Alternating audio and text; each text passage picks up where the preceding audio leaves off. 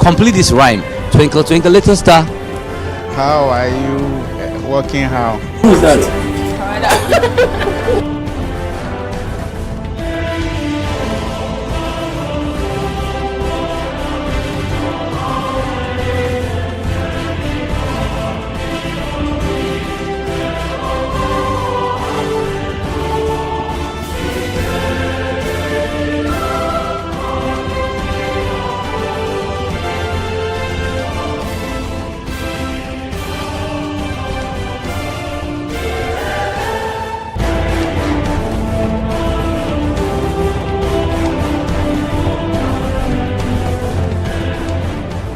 Welcome to The Point of View. Welcome to Face to Face on Channel 1 Television. And hello, welcome to What the Papers Are Saying. This be football made in Ghana. It be the only pidgin show where it day on your screen. Channel 1 TV. Thank you so much. Some people are late.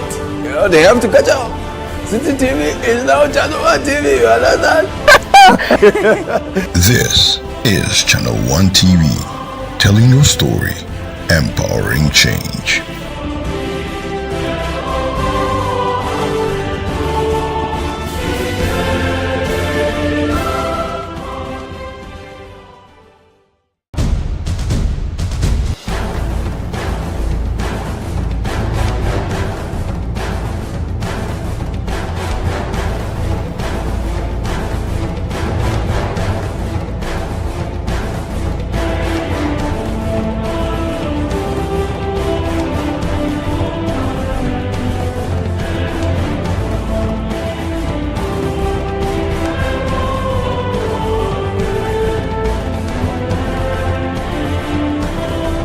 Complete this rhyme.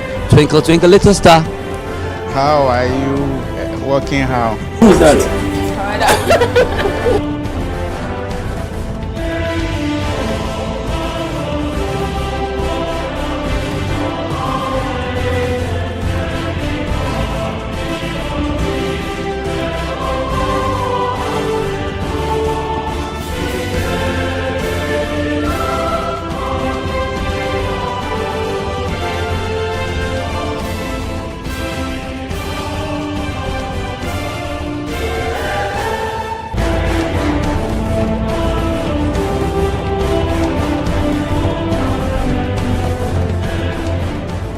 Welcome to The Point of View. Welcome to Face to Face on Channel 1 Television. And hello, welcome to What the Papers Are Saying. This be football made in Ghana. It be the only pidgin show where it day on your screen. Channel 1 TV. Thank you so much. Some people are late. You know, they have to catch up. City TV is now Channel 1 TV. You understand? This is Channel 1 TV, telling your story, empowering change.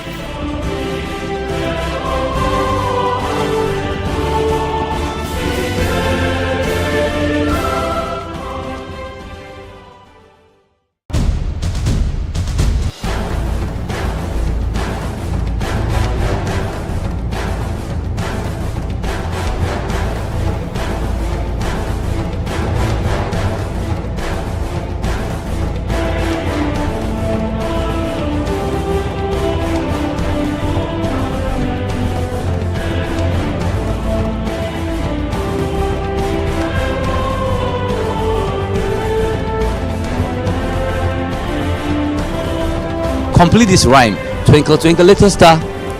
How are you working? How? Who's that?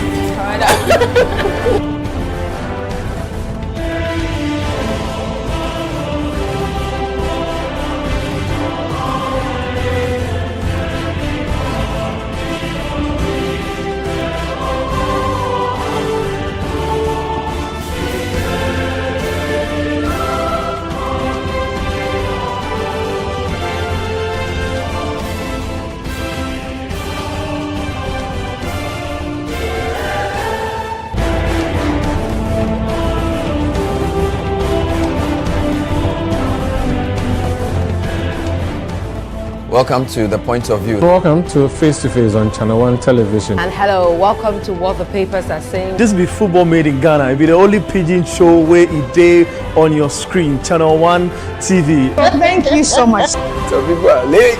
You know, they have to catch up. City TV is now Channel 1 TV. You understand? This is Channel 1 TV, telling your story, empowering change.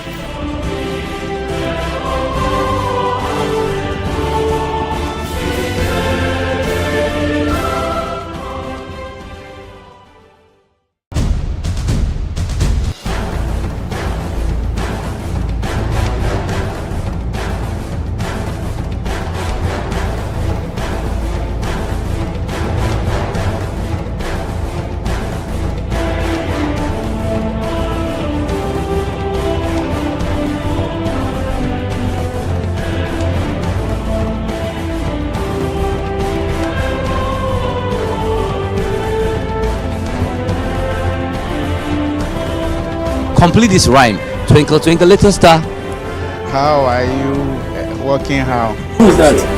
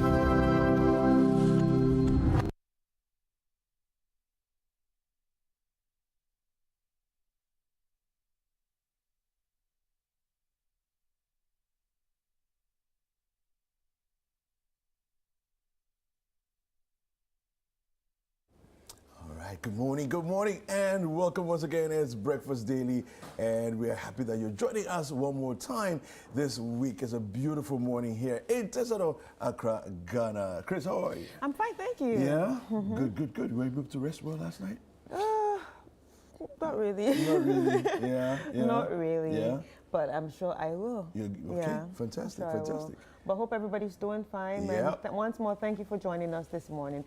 Remember that you are part of the show, so feel free to join in at any time by sending in your thoughts, your opinions, and also your heartfelt messages via the WhatsApp number on the screen. Yeah. And do not forget to use the hashtag Breakfast Daily. That's if you're logged on Facebook or Twitter.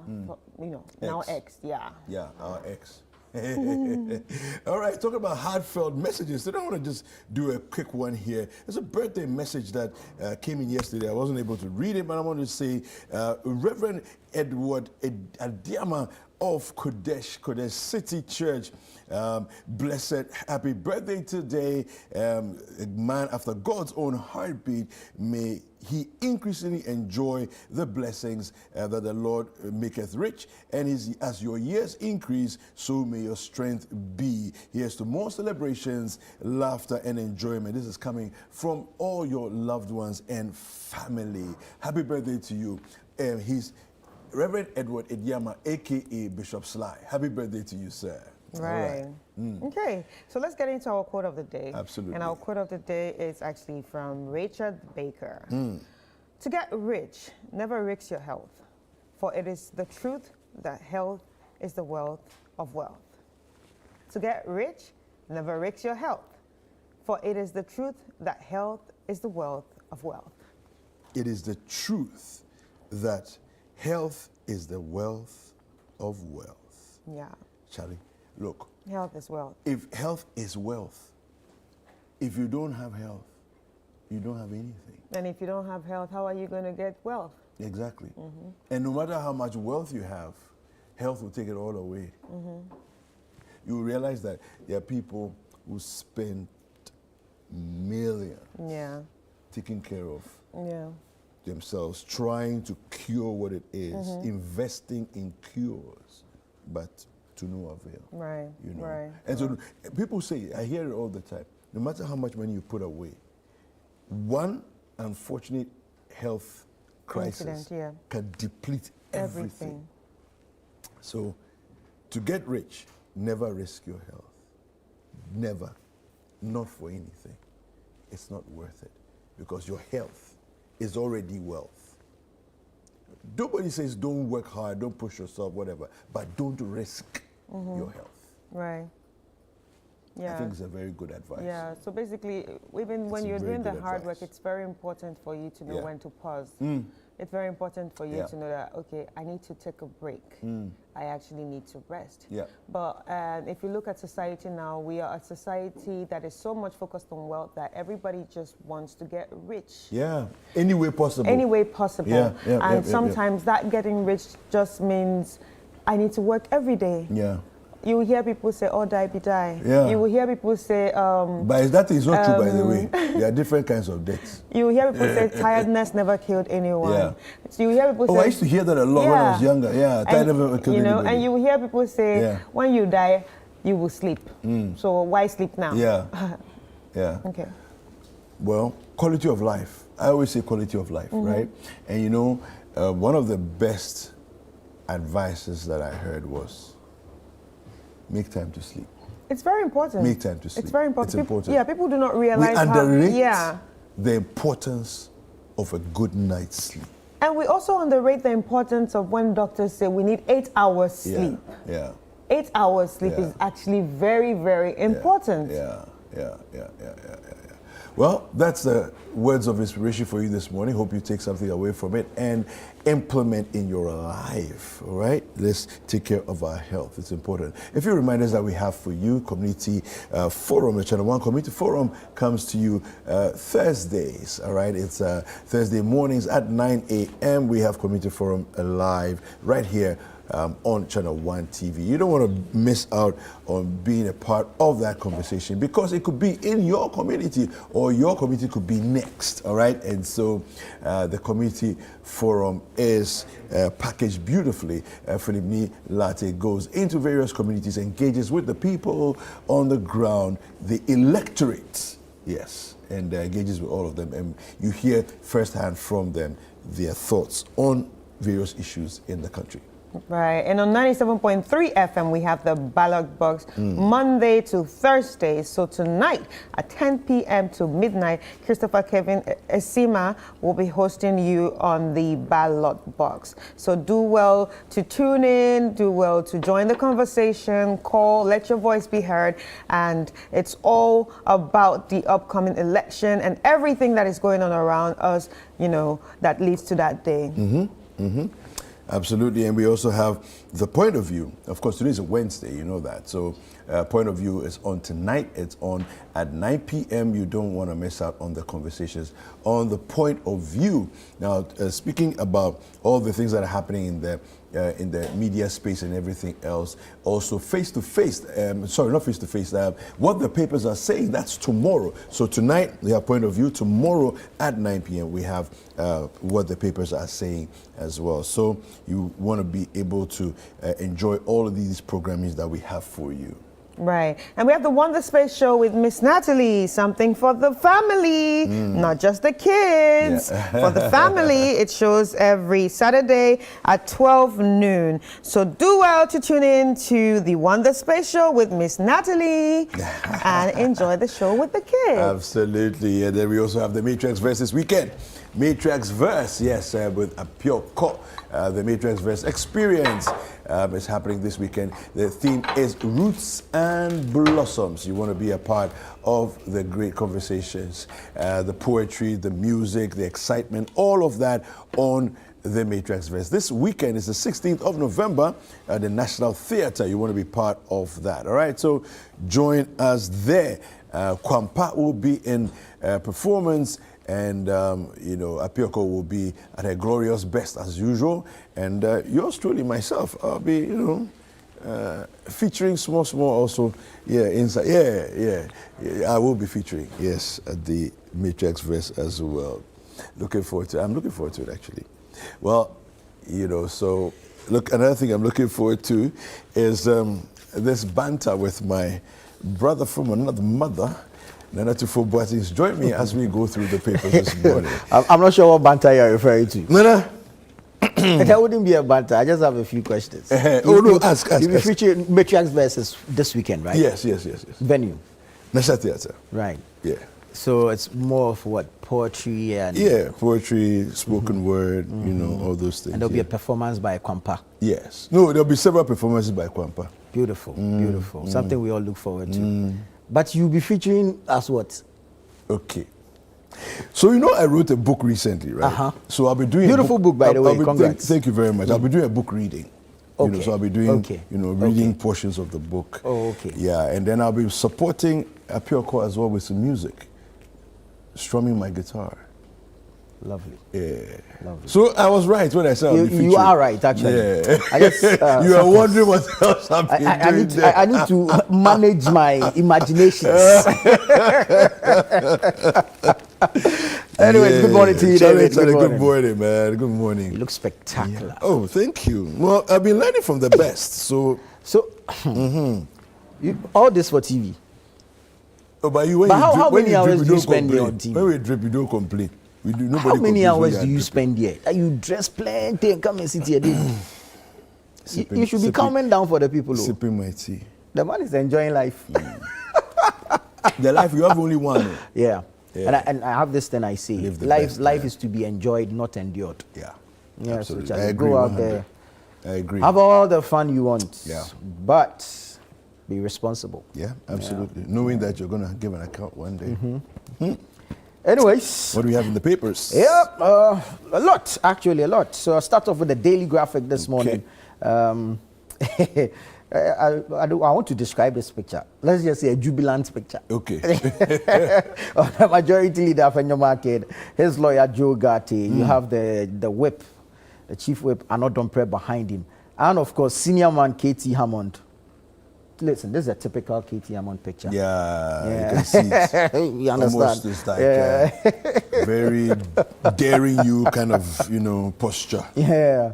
Story says Supreme Court quashes Speaker's decision, 4 MPs remain in Parliament. Okay.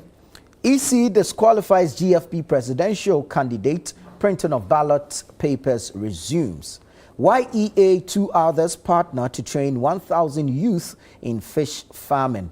And at this point, I must commend the CEO of the YEA, Kofi Bai Japan.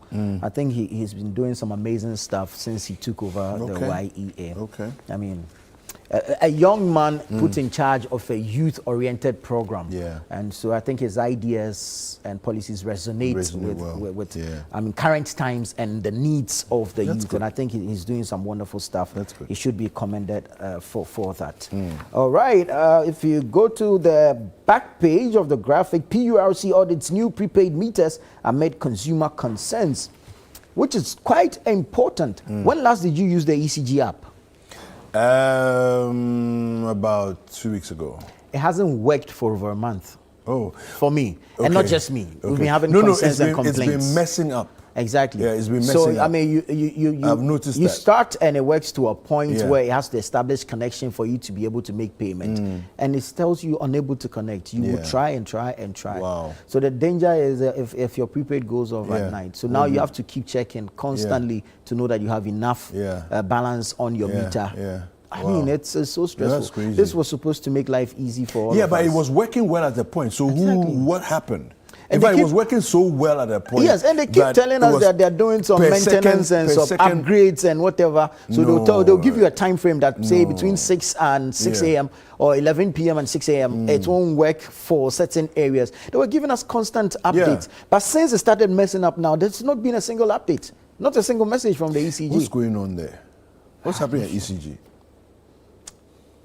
Maybe now that Afenyo Markin is done with the court issue, you know, he's board chair for the ECG. Maybe we can question him regarding ECG matters and find out what exactly is happening. I don't understand it.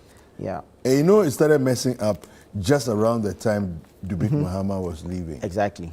Yeah. You know, Yeah. and then after that, it just went downhill from there. Well, oh, I mean, but it will be conjecture to say that. Oh no! I mean, I'm not tying. We are into not attributing anything. it to him.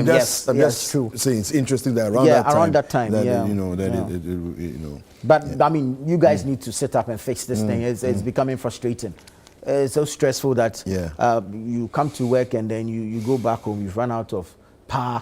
You want to use the app for convenience. That is what you have preached and sold to us. And then we'll go on the thing. It keeps saying unable to establish connection. Which one to use that? So then you have to move back out and go and find ECG setup. And nowadays, anyway, maybe because I've been using the app so often, I don't really notice the vendors that exactly. as much. We've gotten used to the app. We're comfortable with it. And it was. I mean, when it's working, it's perfect. Yeah. Like we appreciate it so much when it's working, but then.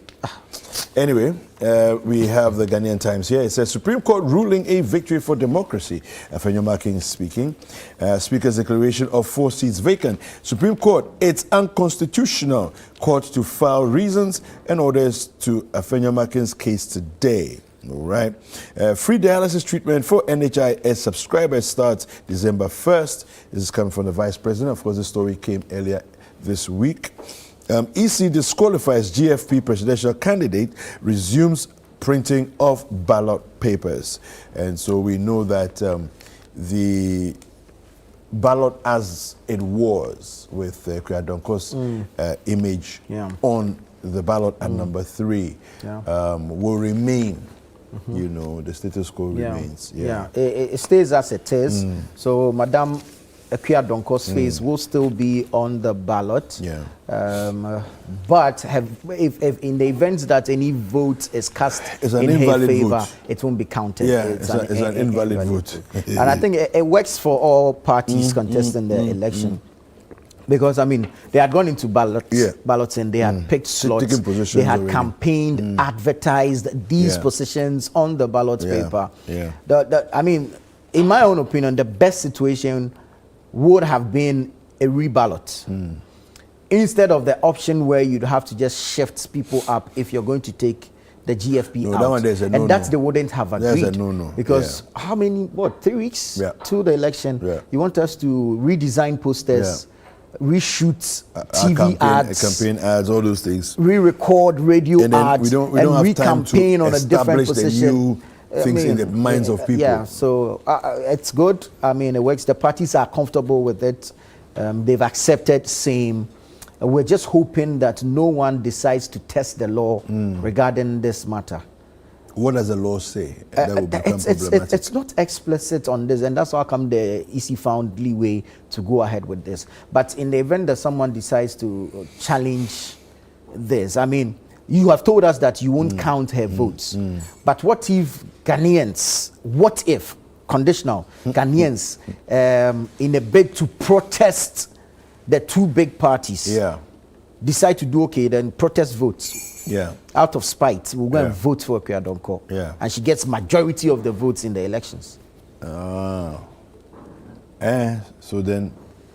So you're not going to count all those votes. Do the election again. You do it again. Ghanaians will go and protest vote again. How many times can you do it again?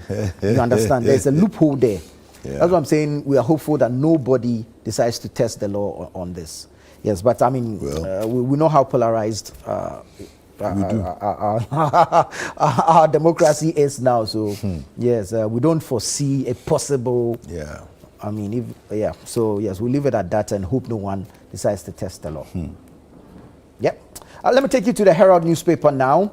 Jubilee House boy establishes his innocence in 3.7 million Ghana cedis fraud case. Okay.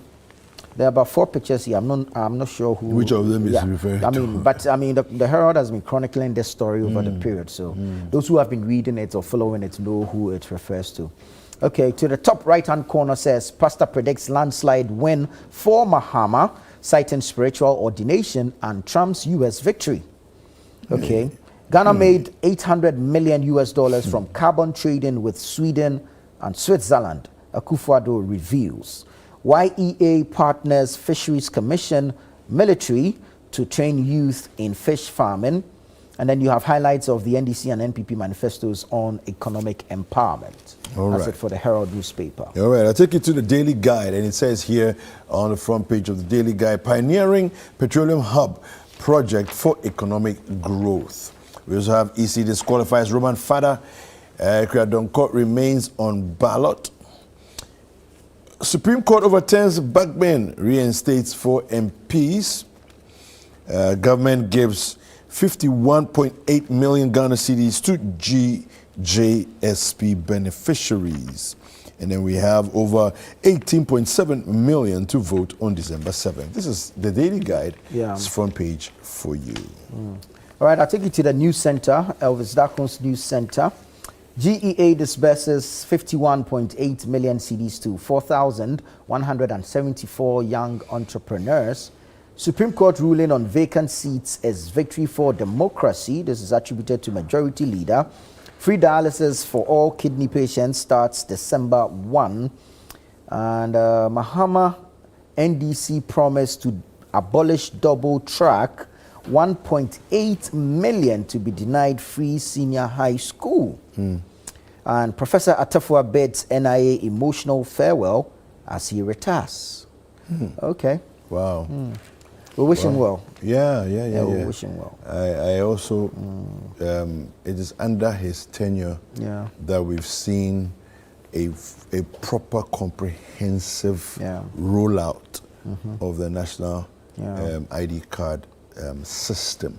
You know, albeit challenges here and there, but by and large, you know, we've seen a very comprehensive rollout. Of course, he's not the first person to have started. Yes. You know, but I would say, you know, arguably, kudos to him. I mean, yes, kudos to he's him. done a good job. Have you had a conversation with him? Yes, he actually came on Breakfast Daily before. Yes, and amazing, fantastic gentleman. And anytime Fantastic you speak with him, it's an English class. Yeah, brilliant. It's an English class. I loved my conversation with him. You know, Boy, when he joined us. There's so much to learn when you speak to Prof. Impeccable English. Yeah, really good. We wish him well. Professor Yes. Kenneth Tefuas, he's bowing out from the National Identification Authority. Kudos to him, and we wish him well. Yeah. The Ghanaian Publisher says the Majority Leader welcomes Supreme Court ruling, urges Speaker to reconvene Parliament. We have Bawumia proposes National Pilgrimage Authority. Hey, everything go to authority for Ghana. Ballot positions unchanged. Bawumia number 1, Mahama number 8. And we also have YEA Partners, Military and Fisheries Commission to train youth. So those are some of the headlines on the front page of the Ghanaian Publisher. Okay, I'll end it with the Custodian. Front page story says kidney patients on NHIS to enjoy free dialysis from December 1, attributed to Dr. Mahamudu Bawumia. COP29 summit. Global South demands $5 trillion from North. Okay. It's victory for democracy. Afenyo Markin hails Supreme Court's ruling on MP seats. You start 51.8 million Ghana cedis disbursed to 4,174 young entrepreneurs. And Best National Farmer second runner-up wins Stanbic Bank Award. That's according to the Custodian newspaper, as captured on its front page. All right, I take the Daily Analyst, and that's my final paper. It says here, EC disqualifies Roman father, and government disburses over 51 million Ghana cedis. You start grants to beneficiaries. We have Bawumia grateful for Swami warm reception. Vacant seats brouhaha. Supreme Court tames backbane. Some of these headlines are very interesting. Speaker bound by Supreme Court's decision. Atuguba, who is a former Supreme Court judge, speaking there. And leaked documents reveal dirty deals at national security is stories that are upcoming in the Daily Analyst. It says a top official has been fingered. All right, so those are some of the headlines we have in the papers, the printed press. Let's take a look at some online. Yes, online stories. So I'll take you to citynewsroom.com first. Vacant seats. Backbane must resist Supreme Court ruling. That's Martin Pigbu. Martin Pigbu Yeah. is the one speaking there. We'll read a little more to sort of get his mind on what he's saying. But we also have other headlines. Election 2024, fake news is a major threat. This is coming from the EC.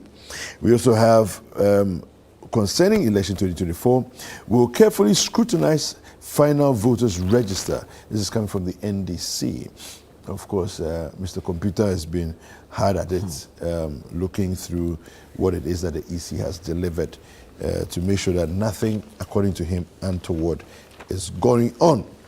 Minority won't return to Parliament until after December polls. Nielante Vanderpoy speaking there.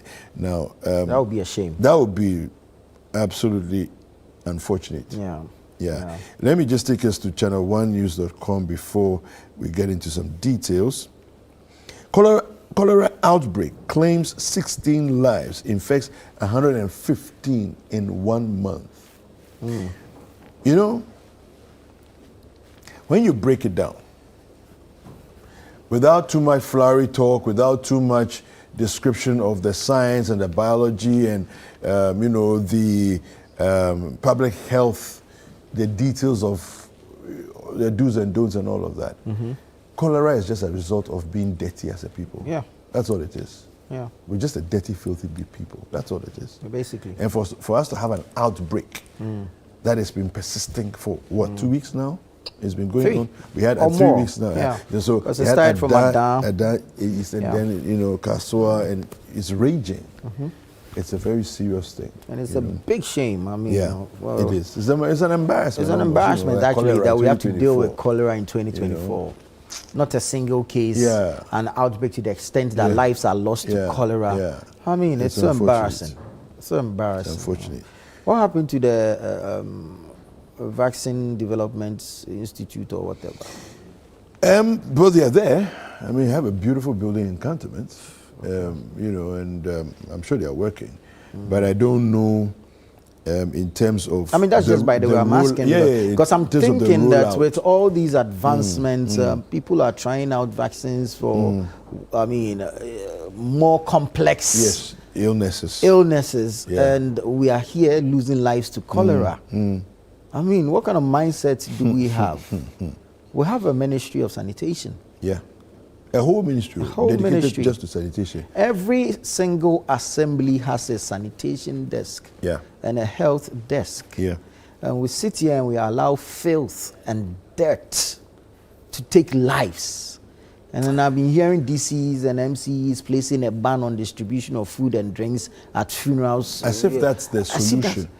Well, it's an immediate intervention, but that's clean not the your surroundings, for God's sake. That's what it is. Clean your surroundings. Tidy up after you. It's as simple as that. Stop dumping waste indiscriminately. Stop throwing filth into the gutters. And when I see people like the bus stop boys doing what they're doing, sometimes my heart is pained because I'm saying to myself, these people, albeit people will come and reward them and say thank you for the good job you're doing for Mother Ghana and all that, but it's someone's job, and they get paid every month for doing this, but they are reneging on their duty. They are neglecting the work they're supposed to do. They are being derelict of their duties, and yet they are collecting salaries every month. I mean, how difficult is it to enforce the bylaws on sanitation? As a people, we need to change our mindset. You see, the problem is actually a mindset problem. It is. We were here a few months ago when the rains were heavy. When just around here, Tessano, somebody was dumping rubbish into the gutter for rainwater to carry it away. It's like let the water carry the rubbish away. Are you okay? Carry it from your end to whose end? And when it comes back to bite, you say abang. It's not everything that is abang. No, sometimes take responsibility, take charge for your lives. And the day we start prosecuting and jailing people, if we catch you pouring into the drain, rubbish into the drain during a rain, downpour or whatever, if we catch you, there's footage on video, we publicize it everywhere, we prosecute you, we take you to, you have a term of imprisonment and a fine to go with it. It will send a strongest signal possible to people, not to just feel free that they can just do anything, get away with it. And we should name and shame. That's your neighbor who is fond of, I mean, indiscriminate disposal of waste. Every single thing they'll come and put in the gutter. And then when the gutter gets choked, they turn around and complain. That is the authorities that are not working. I think we should name and shame. Because you see, if you don't say nothing, you are part of the problem. That's it. That's it. Fact that you are not doing it does not absolve you of blame. You're not doing it, but you're seeing somebody do it, and you're not saying anything. You're complicit. You are an accomplice in that crime. You get it? So, I mean, we should name and shame. We should take responsibility. We should be neat. Neat. I'm telling you. It's not that your suit and tie or that your white shirt that because makes people you wear neat. suit and tie, they are as filthy as anything. Why are we losing lives in 2024 to cholera? Like, are we serious? I don't understand it. I don't understand it. You know, during COVID, it was interesting. A positive byproduct of the existence of COVID was that we washed our hands. And we were clean. There were protocols. And because of that, public health tells us all our indicators, cholera, zero. Everything had dropped down to zero. All the public health things had all dropped down. And we gave it all up. Yes. And as soon as COVID went away, we were back to business as usual. Which is so not right. And our food vendors, please, tidy up where you are selling. And the water you are using to cook. It's not all about the profit. That's the ingredients, it's not all about the profit. If we all die, who will buy your food? Thank you. You understand? It's a good question. Let's have the health of the people, the safety of the people that consume our products also at heart. And let's do right by everyone. So we can all live long in this country called Ghana, survive it, and of course, balance our pockets. As for the economy, we leave it to Yanum to discuss it. But I mean, let's take responsibility. I mean, what we can do immediately as individuals, let us do it. Let's live right and do right by all. It's as simple as that. Well, I don't know if you have any other story you want to touch on briefly. I think the cholera thing span us on a different angle, but I mean, basically, excerpts from the Supreme Court cautioned the Speaker's decision. Graphic captures it nicely. Story by Emmanuel Ebu-Hoxen and Anakunedu Ajiman.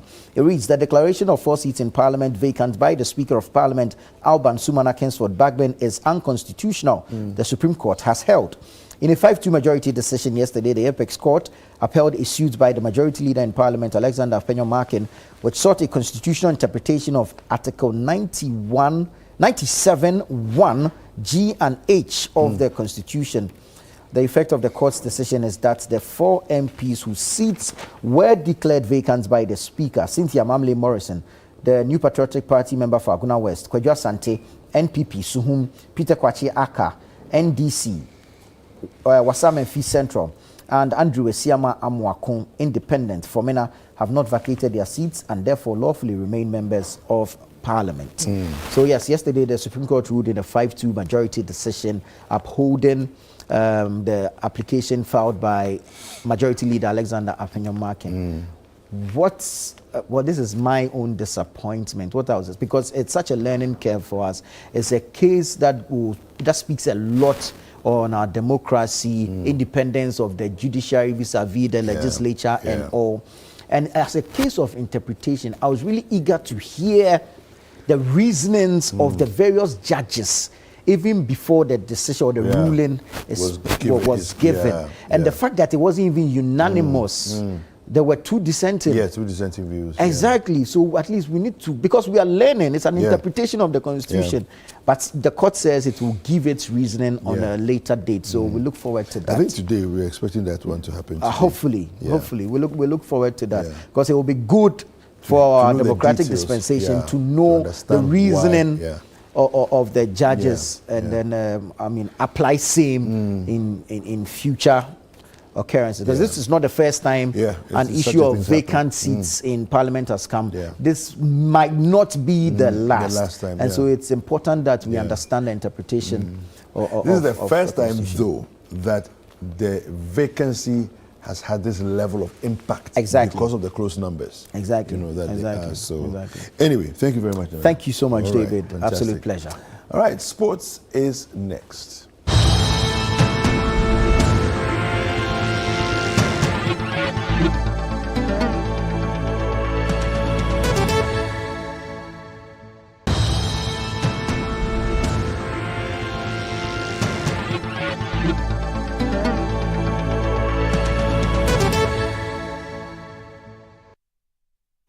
All right, so let's get into some sports. I'm going to be starting with the 2025 AFCON qualifiers. Crystal Palace, Jordan Ayew and Leicester City's Abdul Fattah Ishaku and Serbia-based Ebenezer Annan joined the Black Stars training camp yesterday in Accra ahead of the final round of the AFCON 2025 qualifiers. The three players were involved with their respective clubs over the weekend, and they are now in Ghana to help the Black Stars to see if they can qualify for the 2025 AFCON. They will be part of the team's contingent that flies out to Angola today for the encounter on Friday. All right, now some Premier League and City news. The English Football Association has launched its own investigation into the video that appears to show Premier League referee David Coote using foul language to describe former Liverpool boss Jurgen Klopp. Now, Coote has already been suspended by refereeing body Professional Game Match Officials Limited, pending a full investigation. Reports say that the 42-year-old has been withdrawn from an international commitment this week. However, the nature of Coote's alleged comments is also attracting the attention of the FA. Now, one of the comments cites Klopp's German nationality, and FA rules state nationality is state that nationality is one of the references that can lead to an aggravated breach of its rules. All right, so that's what we have for sports this morning. Yeah, and up next we have the news review segment where Kweku and his guests are going to be looking on issues of the parliamentary impasse. So we all know that it's making a big round. Everybody's trying to understand what's happening, but Kweku and his guests will be looking deeper into that and other issues. So don't go nowhere. We'll be right back with that.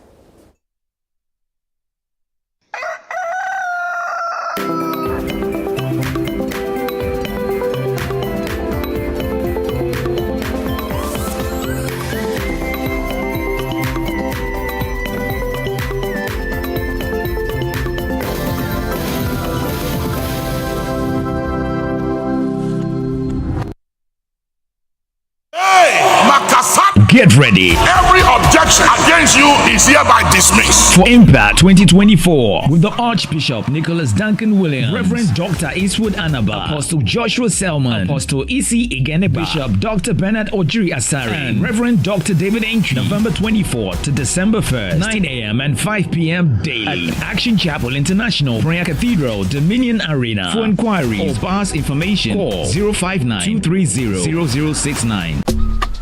Life is a celebration of moments. Big and small. The sun is scorching, I'm feeling the heat. With Piva Drink, every moment becomes a refreshing celebration. From the beach to your home, in every corner of your world, Piva Drink adds a burst of refreshment. Give me Piva cocktail and tangerine.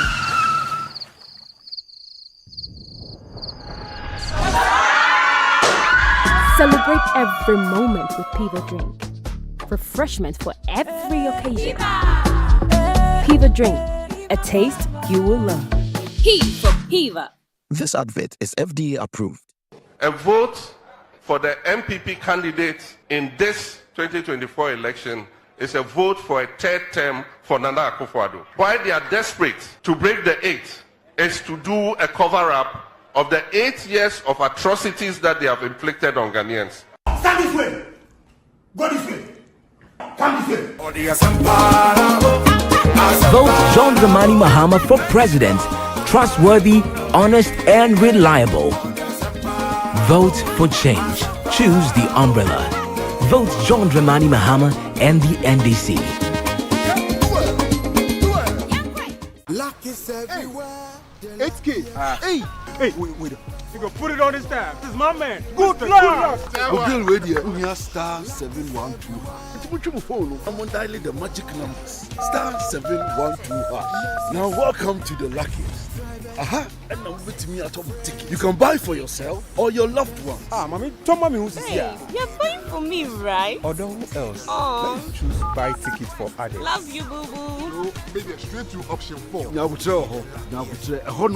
you need to buy tickets worth 50 Ghana to qualify. Yes, you can buy random or preferred tickets. I'm choosing random tickets. Listen, if you buy the random ticket, the system chooses a random number for you.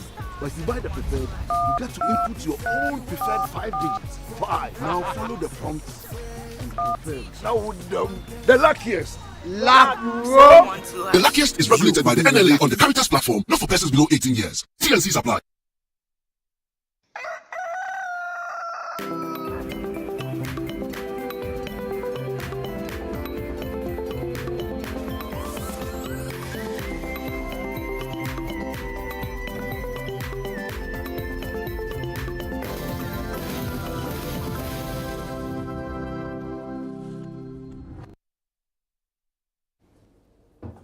All right, welcome back. And now it's time for us to get into the news review segment. And on this segment, it's interactive. We have a lot of conversations that we're going to be having here, and it's very interactive. We want to hear from you. We appreciate your thoughts as you share with us as the show progresses. So kindly use the WhatsApp line 0204-447-033.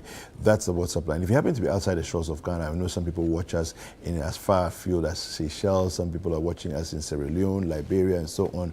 You can also prefix the number that I gave you with +233, all right? And then just engage with us. If you're watching us on our social media streams, you can also use the hashtag Breakfast Daily on any comments that you make, and then we will get it right here and read it out on air. Right, now it's time for us to get into the stories, and we have a lot of things that we're going to be talking about this morning. Well, not too many, but quite a few of them. Parliamentary impasse. The Supreme Court describes vacation of seats as unconstitutional. We have Speaker Bagbin is bound by Supreme Court ruling. That's Atuguba, former Supreme Court judge speaking. 2024 elections, the EC disqualifies GFP's new flag bearer over irregularities. Okay. And then we have a Bawku conflict. 2 more killed with several others injured. All right, so those are the conversations we'll be looking at having this morning. I've been joined on the set this morning by coming all the way from the NDC camp, Na Ache Niokpe. She is a member of the communications teams for the NDC. And we're also expecting Lorati Musa Saka from the MPP. Now, good morning. Good morning. Ofene to yote. Drum moyo, adrum afa baba o nya jogban. Ofete bo yote. Numo. Yes, yes. You need to eat I wanted to say Mm. God has done me well. How do you say that? Oh, well, your wife drew me, something like that, and God has been gracious to me. Your wife drew me. Okay. Although your wife I wanted to sound complex, and I realized that I didn't have. You bite your tongue. I didn't have the. It's all right. I'll do some tutorials for you after 7th December. But I'm happy to be here. Okay. I'm grateful to God for the gift of life, and nothing gives me more satisfaction than, serving in the interest of the country, and then like we always say, for God and country. So I'm here after a very short sleep for God and country. So good morning to our viewers. All right, well, yes. Let's get right into it now. Parliamentary impasse. We have Supreme Court. They did a ruling yesterday. We're going to give the details to us today. Hopefully, by close of day, we should have the details of and their reasoning behind each of the judges' position, because we had 2 opposing views. We had the 5 on one hand and then 2 against. Now, the Supreme Court describes vacation of seats as unconstitutional. Let me go to a couple of our papers here. So we have the Ghanaian Times saying that Supreme Court, it's unconstitutional. Court to file reasons and orders to Afenyo Makin's case today. Page 12 of the Ghanaian Times has that, and let me get right into it. what we have here. The Daily Graphic also has headlines as well. It says the Supreme Court quashes Speaker's decision, 4 MPs remain in Parliament. Let me just read what we have in the Ghanaian Times for you. Now, Speaker's declaration of 4 seats vacant. Supreme Court speaking. It's unconstitutional. Court to file reasons and orders to Afenyo Makin's case today. The Supreme Court, by a 5-2 majority decision yesterday, declared the ruling of the Speaker of Parliament to declare 4 seats vacant unconstitutional. The Chief Justice, Justice Gertrude Saki Tokonu, joined Justices Mariama Owusu, S.K.A. Asiedu, E.Y. Jewu, and Y. Dako Asare to hold that Mr. Alban Sumana Kingsford Bagbin was wrong in announcing 2 new Patriotic Party seats, 1 independent seat and 1 National Democratic Congress seat vacant on October 17th. Justices Lovelace Johnson and Amadou Isifu Tanko dissented on the issue of jurisdiction.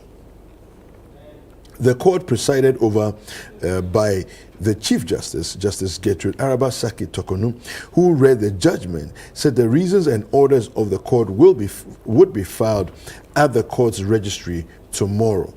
The members whose seats were declared vacant were Peter Yao Kwache Aka, the National Democratic Congress MP for Amenfi Central, Andrew Amwako Isiama, Independent MP for Fomena constituency, Kwejo Asante, MPP MP for Suhum constituency, and Cynthia Mamle Morrison, MPP MP for Agona West constituency. Now on October 18th, Mr. Alexander Afenyo Makin, the majority leader, caused his counsel, Mr. Papa Kwesi Abedu, to challenge the decision of Mr. Bagbin at the Supreme Court. Now, in moving the ex parte motion, Mr. Abedu, who was led by Jogate, told the court that the Speaker's action amounted to usurping the exclusive and original jurisdiction of the Supreme Court. Now, he contended that his client filed the ex parte application because of the likely mischief that could halt the business of Parliament, especially committees chaired by the current majority members. Now, Mr. Abedu told the court that there was the likelihood of the current minority members doing everything in their power to hold the business of government in these dying minutes of the period to the 2024 elections. Again, he said, the ruling of the Speaker amounted to a denial of the constitutional rights of the 4 constituencies to be lawfully represented in Parliament. He said the intentions of the 4 MPs pursuant to Article 97(1) G and H were meant for the 9th Parliament of Ghana, coming in a different identity, and it did not amount to crossing carpet in the current Parliament. And I quote, "We can face mayhem if the pre-ruling status quo is not maintained," he said. Having heard the arguments from Mr. Abedu, the court ordered Parliament to allow the 4 MPs to conduct their parliamentary duties until the substantive matter was determined. Now, Parliament of Ghana is hereby directed to recognize and allow the 4 affected MPs or members of Parliament herein named to duly represent their constituents and conduct the full scope of their duties of their offices as members of Parliament pending the determination of this suit. All right, so that's a full reading of that story there in the Ghanaian Times, and the story written by Malik Soleimana.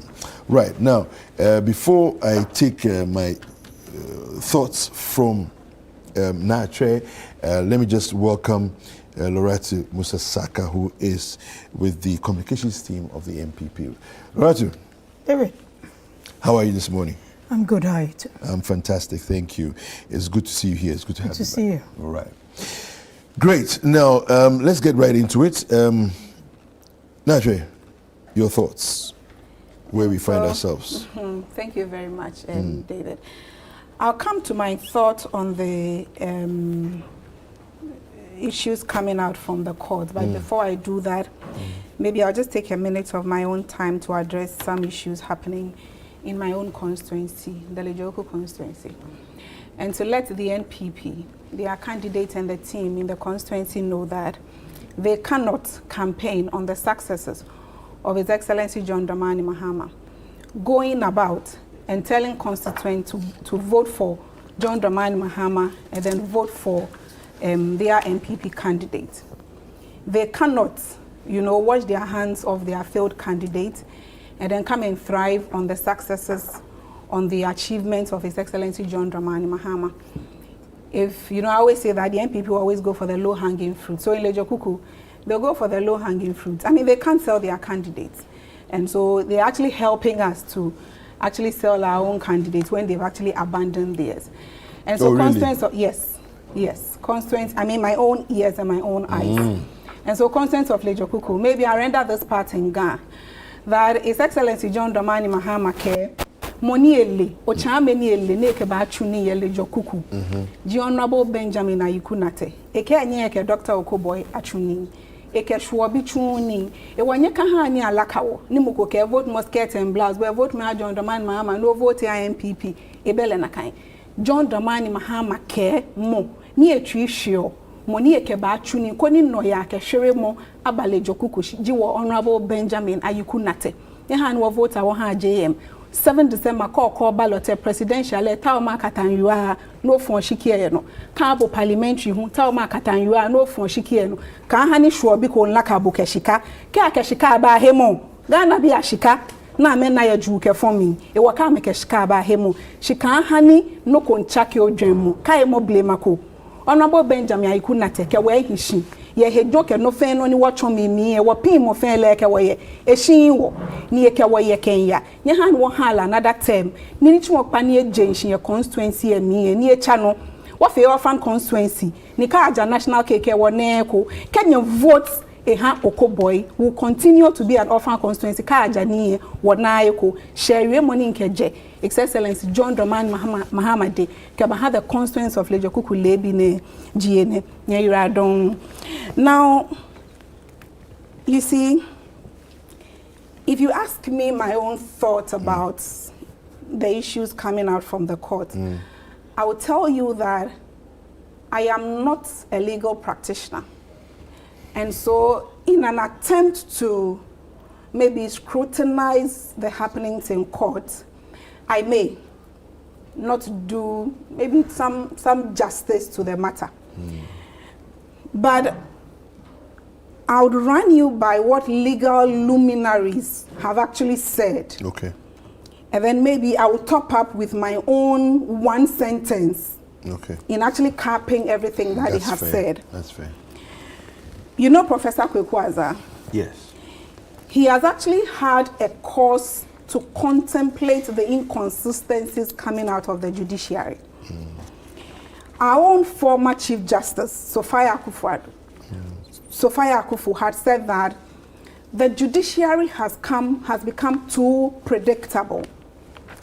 I'm sure you've also heard Mr. Chatuchi Kata say that the crisis that he has seen in the judiciary are far more a cause for worry than even our economic crisis. Now, when you compare the levels of our economic crisis, that is unprecedented. And a legal luminary tells you that the crisis in the judiciary is more than the crisis in the economy. It should tell you something. Now, Mr. Martin Pebu has said that he expects the Speaker to fight back. These are the opinions of legal luminaries on their own assessment of the happenings in court in recent times with political parties, with parliaments, and what have you. But in my own estimation, I think that whether Mr. Atuguba thinks that, well, whatever the Supreme Court says, Speaker is bound by it, whether Mr. Chatuchika thinks that, well, the crises are so grave, whether former Chief Justice says that, Sofa Akufo says that the judiciary has become too predictable. This morning, that is not my worry. My worry is that to bring an end to all this, so that we are not even beyond December 7th going to the Supreme Court for any election dispute resolution, the good people of Ghana must, in all the anger and hunger, in all the disappointment they have, coming from the confidence they actually reposed in the Akufo-Addo-Bawumia government, and for the shame they have given the good people in Ghana in return, we must vote against the NPP. We must vote against their presidential candidates. And we must vote against their parliamentary candidates. But one fundamental thing that I'm happy about, David, this morning, is that at least we've had a ruling. And then it settles the matter on your own colleague, Jude Duncan, who has actually become a subject of harassment. This morning, Jude, wherever you are, my heart goes out to you. That in your line of duty, you've actually come under, some form of attacks. I mean, hazards of the job. But I'm happy. But the man apologized. Maybe let me make my point. But I'm happy that at least Jude can heave a sigh of relief from all the embarrassment, from all the harassment, where political party figures, especially Mr. Afenyomakin, can tell Jude in the face that you don't know your job and you don't know why your media house has brought you to be a court correspondent. Really. Secondly, I'm happy that your colleague at Multimedia, Kweku Asante, can also heave a sigh of relief that the embarrassment, the name calling, and the body shaming that he has actually have to endure under Mr. Afenyomakin would at least come to an end. But you see, the NPP in Parliament says their bother was where they had wanted to sit. I'm happy. The NPP has gotten the seats they want to sit. They should go and sit. The NPP has gotten the statues they wanted to mount. They have mounted. The NPP has succeeded in the holes they had wanted to dig. They have dug. But the NPP will not succeed another time at deceiving Ghanaians that vote for us, because we have what it actually takes to turn the fortunes of this country around. And then they will come, and then the fortunes are for just them and their apparatchiks, and not in the interest of the good people of Ghana. Now also, I think it is also fundamental to note, David, that you see why I said on this platform and other platforms that organized labor came out to tell the good people of Ghana that they have called off their strike because the president, among other things, said that with immediate effect, they are withdrawing all equipment from Galamsey sites. The president promised them that when then Parliament was on recess, that when Parliament reconvened, they would actually go into Parliament and then repeal the LI 2464 that give the president discretionary powers to actually let people mine in our water bodies and in our forests. Right. Today, Parliament has reconvened, and then it has actually been suspended. Parliament will reconvene and Parliament will be suspended. You have never seen, in the interest of the NPP's letter that they wrote to the Speaker, that let us reconvene Parliament, never did they mention anywhere that they have plans to actually repeal the LI 2464. It didn't come up anywhere. It should tell you that not only can the NPP scam God, the NPP can scam organized labor, the NPP can scam the aged. See, the NPP are a group of very dishonest individuals. Because if they were not dishonest, they would at least take responsibility for something. In this parliamentary impasse, the NPP will blame chairs, the NPP will blame journalists, the NPP will blame the Speaker. See, the NPP would blame everything but for the hair on their head. That one, no, you can't touch. they will find a reason for every incompetence. The NPP would find a reason for every misbehavior. The NPP would find a reason for every bad example they set. And now, David, I'll come to your issue on apology. David, apology is not mere words. Apology is a changed behavior. When I was listing the people, the journalists, your colleague journalists who have been attacked, I did not mention just journalists of Channel 1. I mentioned journalists also of multimedia. So are you telling me that on the basis of apologies, parliamentarians or political figures should go on and attack, please wrap it up for me. and attack media persons in the discharge of their duties and then come back and apologize? In wrapping up, see, the NPP has gotten what they had wanted. We are grateful to the Supreme Court for that. But what the NPP could not do in 8 years, would they do in 28 days? Hey, what the NPP could not do, right, from the beginning of January 2017, are they ready now to fight for seats? Okay. And to fight and to sit on those seats in Parliament before they are able to actually reverse the e-levy? That they actually, against every resistance, every opposition from citizens, thank you, they actually put us through. Thank you. So what I'm saying is that what 8 years didn't do, what the NPP did not achieve in 8 years, I am sorry, they cannot achieve in less than 30 days. All right, thank you very much. Okay, Loretta. Good morning, David. Good morning to our viewers. And sometimes it's quite intriguing to sit down and read and listen to certain things. Akusi Ochiri still works here, right? She's here. Yeah. Good morning to her. After she was assaulted by NDC tax in Ododo. If you are Pukua, I hope they've paid her hospital bills. But those are not the issues. That if we want to run a litany of assaults on journalists, I don't think we'll leave the studio this morning. But that's not to justify it.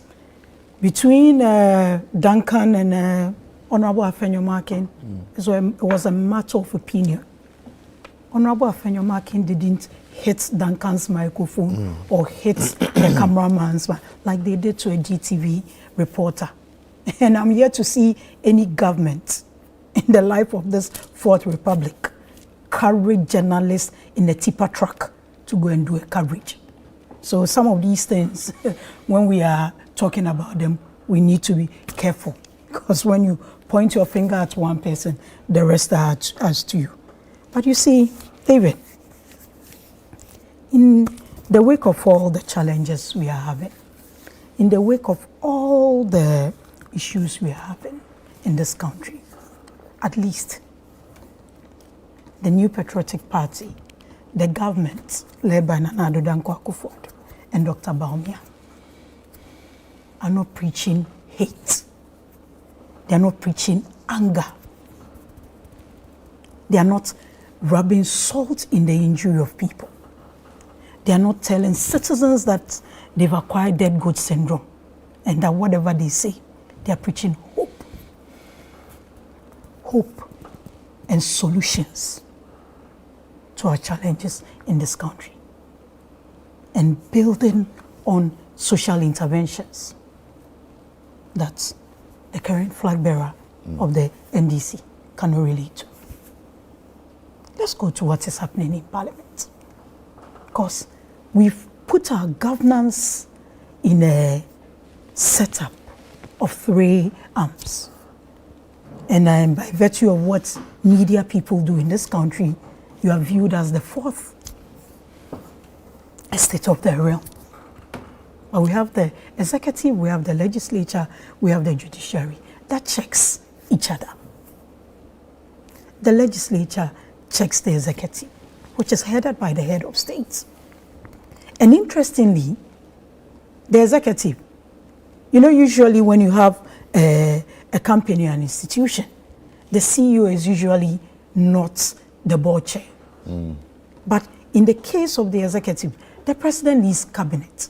In the case of the legislature, the speaker chairs the board. Then the CJ, who is the head of the third arm, also leads the judiciary. How did we get here? And you see, when we say that our compatriots in the NDC have nothing good for them, it's just about the votes. It's just about elections.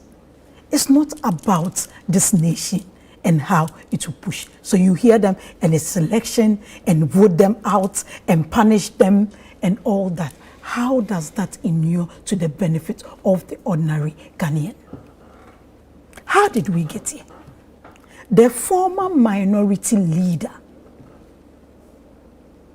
Honorable Haruna Idrisu, stood on a campaign platform and said they were going to invoke Article 97 and become majority.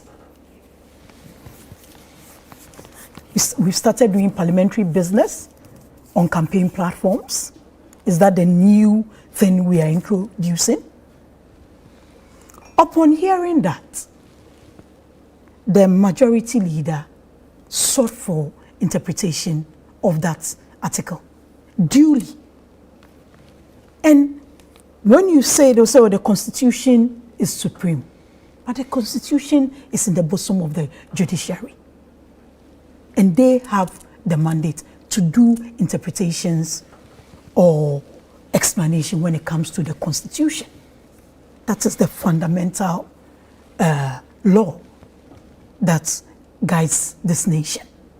Even in our basic associations that we form, one of the fundamental things you're told is no matter how you write or draft your association or group's constitution, it is not supreme to the constitution of this country.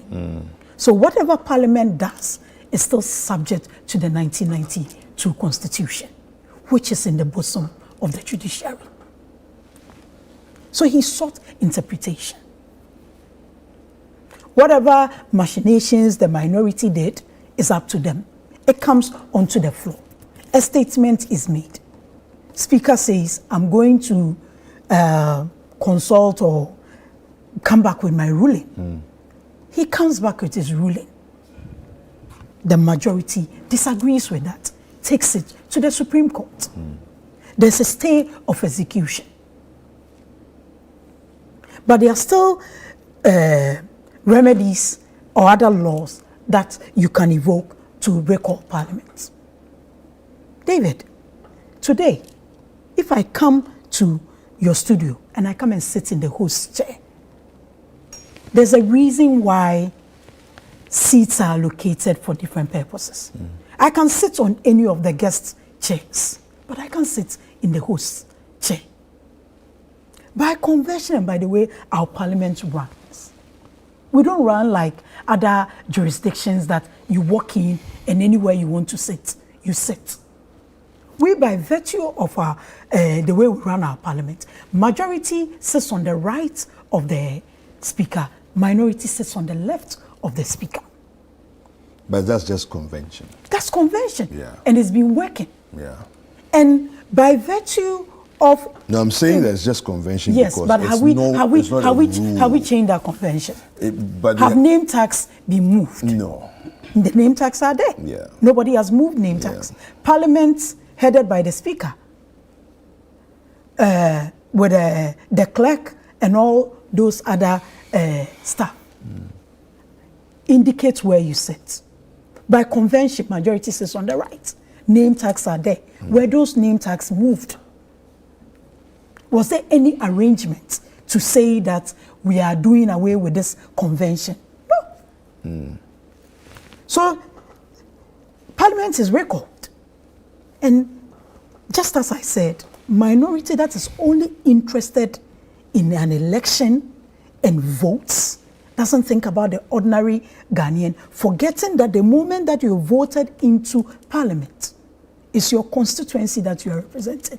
And the constituency is made up of citizens of this country, whether MPP, NDC, whatever party they find themselves in, you are representing them. So even if you want to do your party's bidding, think about those people. We saw how this 8th Parliament started. Chaos. Is that how they want to end it? Obviously not from the majority side. We wouldn't be part of any chaos. Speaker says he hasn't declared any new majority side.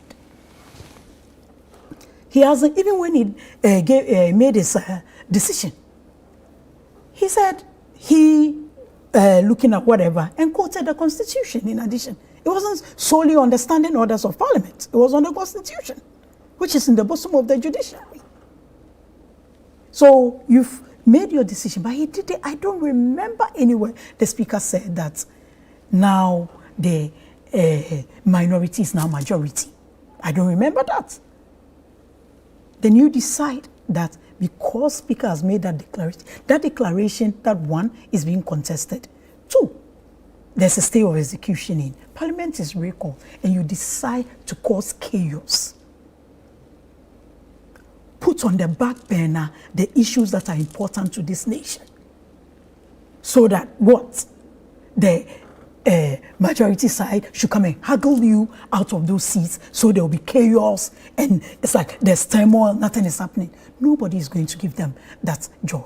But fast forward, the judiciary has made a determination that Speaker doesn't have the mandate to declare those seats vacant. They are yet to come out with the comprehensive reasons of that, but at least we all know yesterday there was a 5-2, David. There were a 5-2 decision as to what have to do. So at this point, Speaker, and like Honorable Justice Atubuga said, he could be charged for contempt if he doesn't follow those. It's binding. David, that is why in our law, you can seek, appeal a decision or seek for a review, and all those remedies are in there. You disagree. But the fact that you disagree doesn't mean you should run the person. And that's the modus operandi of the NDC. It's like once nothing goes in their favor, the institution is no good. When there's a ruling in their favor, oh, the judiciary is working. When it's not in their favor, oh, the judiciary is... look at how they antagonize the EC. Look at where we are now. Wrote all kinds of things, accused the EC of all kinds of things, said they had 250 errors, couldn't even present 5. Today, the register and the statistics are... Yeah. When even EC said, we're going to give you the provisional in 2 weeks, 1 week, they're antagonizing the EC. I think EC has spent more time responding to the NDC. Yeah. So that is what we want the ordinary Ghanaian to know. That it's about this nation. It's about what laws and rules that we've put in to govern this nation. Just as we go to the polls and vote for a president, vote for members of parliament based on these legislations. When we had a Supreme Court, the election petition, we've had 2, 2012 and 2020. This was the same judges that ruled. In 2012, what did Nana Akufo-Addo say? He disagrees, but he accepts it. He didn't go burning ties, pushing party people to go insulting Supreme Court judges, threatening to kill judges and all that. It's a matter of rule and law, a rule of law.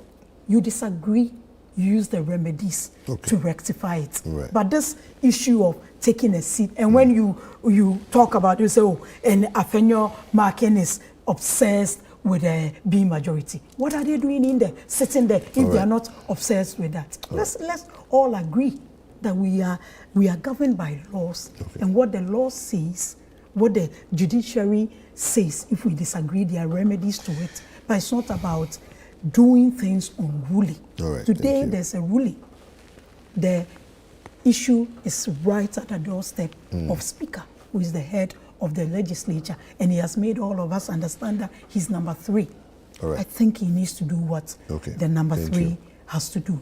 And let's have government do it. At least if for nothing at all, a budget has to be passed at least for the first quarter of 2025 that borders on the lives of ordinary citizens in this country. Thank you very much, Loretta. Thank you. All right, so we're going to take a quick break. When we're back, there's more conversations right here on the News Review segment of Breakfast Daily.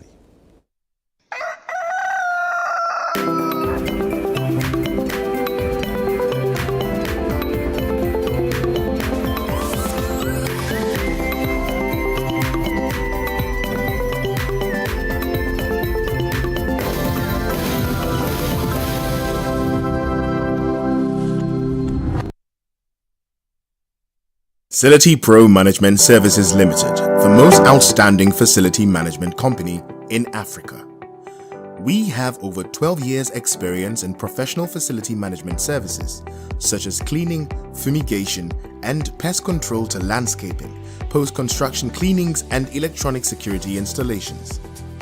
With highly trained personnel, exceptional customer service, and operations in all 16 regions of Ghana, we offer you value for money always. Facility Pro, trusted by top brands like Scania West Africa, Orca Deco, Robert Bosch Ghana, National Communications Authority, First National Bank, Consolidated Bank Ghana, Zenith Bank, Brain Hill International School, Villac International School, just to mention a few. Let us maintain the value of your property. Facility Pro, maintaining the value of your property. John, mema wakwaba. Yeah, sir. Alaji, mema wakwaba. Yeah. John, I had a bro, one on them. I really am a Ghana and Tina Menamo, and America can be Jano.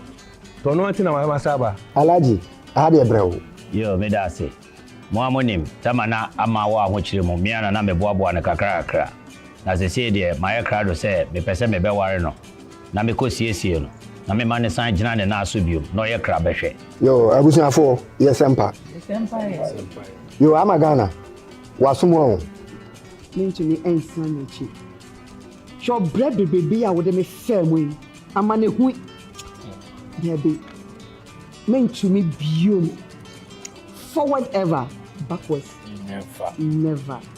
John, wo okwanya wo de me bai faaso ahokyere ekom dum so hwa me nana no mi ya free SHS ya ba ya kom anya school anko ena hwe ya o ma yefe ase wo ma se sambe shobo sa ahomache 2 o'clock kokra meko band na makwa ko yiska e de abra magana na maboni getire ama na starting kokon kete hey Akunta, you are still incompetent. 2% side mami abrabo eto chacha to say aviator. There be emaso. Alhaji has also promised us jobs through digitalization. Ejimambe busise. Alhaji de metenenso a ne masore. Emiri bia mekani abesa no. Otimi to kanea light e woni phone so e ma me ba bia wonam bia. Yo amagana. Enya me me ware amawo. Alhaji ni John Suni, wa chusu. No ababa say. Eye Alhaji number 1. Alhaji number 1. Esuro.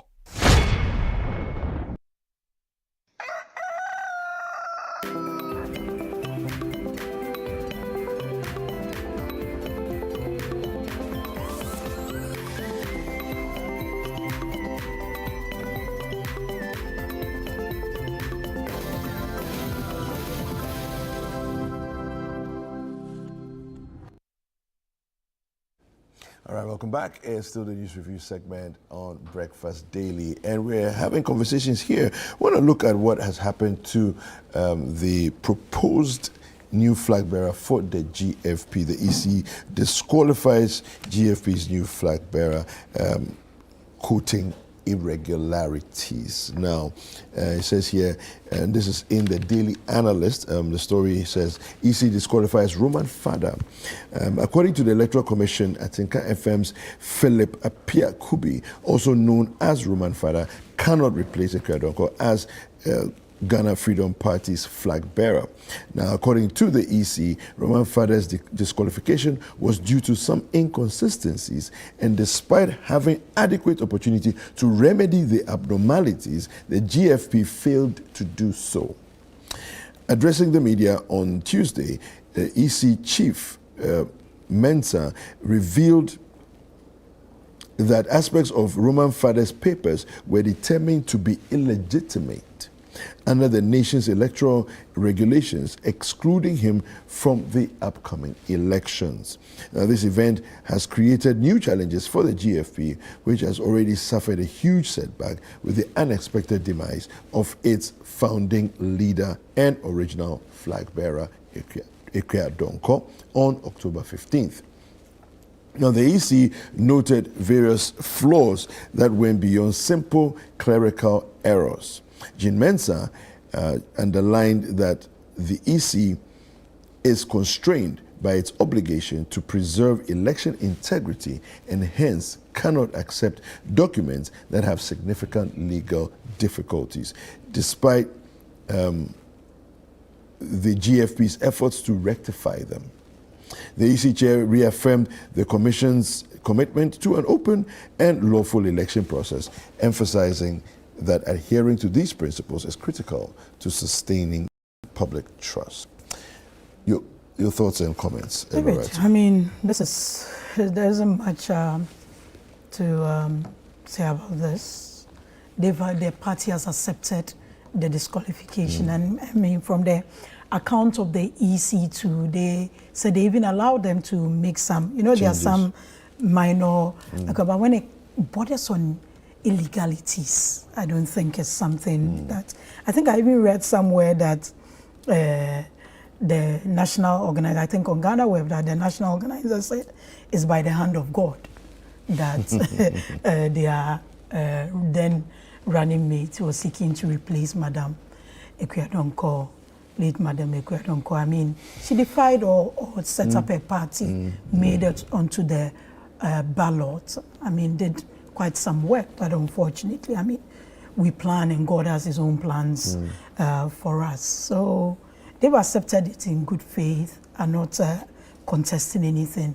I've listened to their national organizer who said they will reorganize, elect a flag bearer in 2017 so they can contest the 2028. So I think, I mean, at least it doesn't really change any other thing. Okay. It makes excuse my language, nonsense of all the threats that were being issued across and all those things. But at the end of the day, I mean, the EC has been very diligent, has kept us informed, and I hope it continues throughout the election in the midst of all the name calling and all the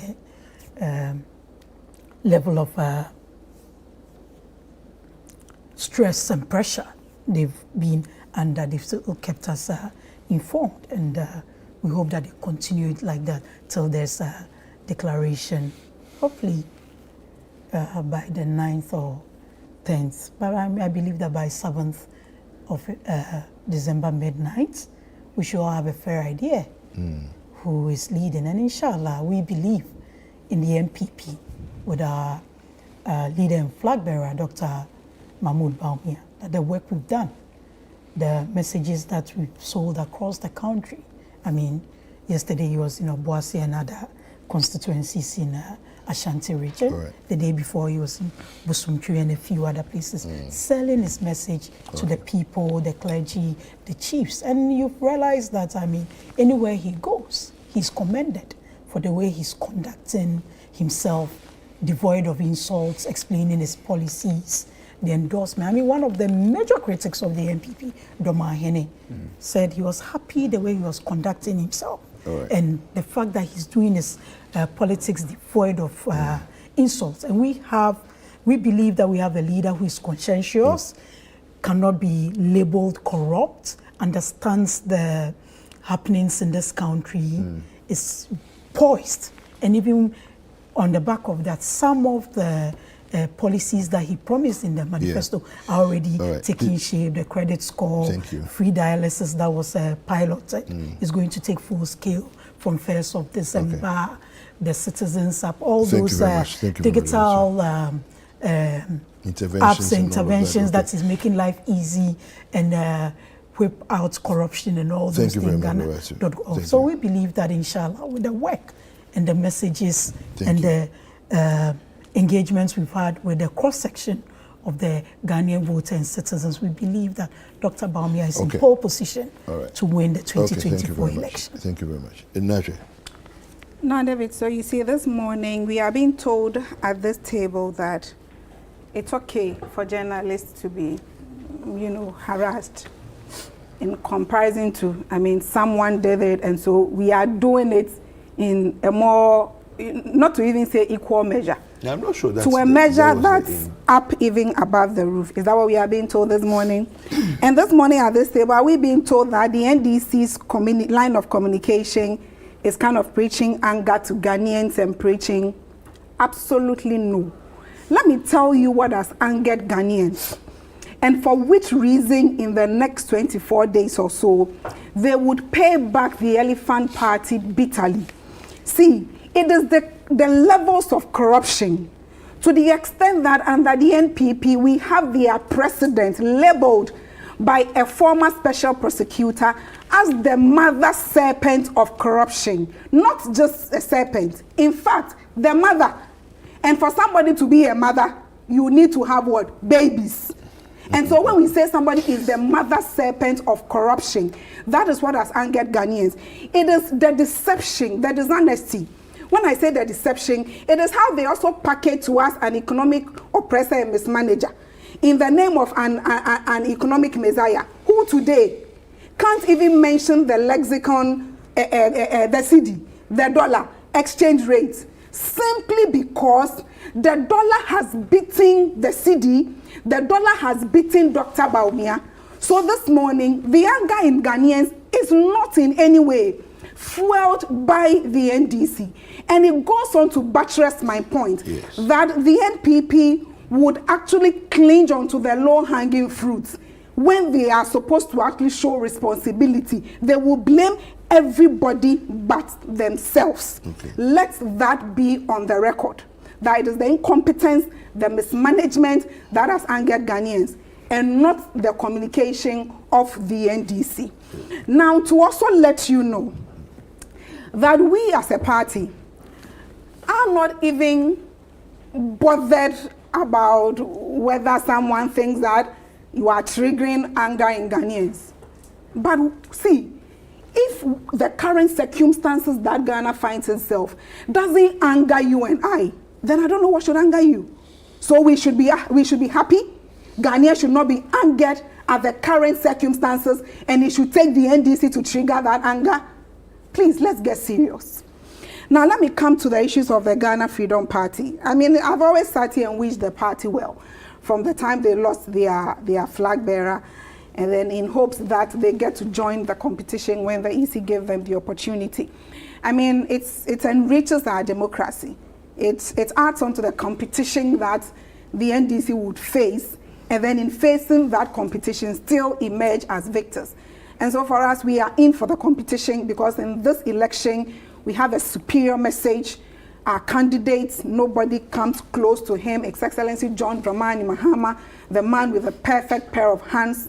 We've sold our message to the good people of Ghana, and then they have bought into our message.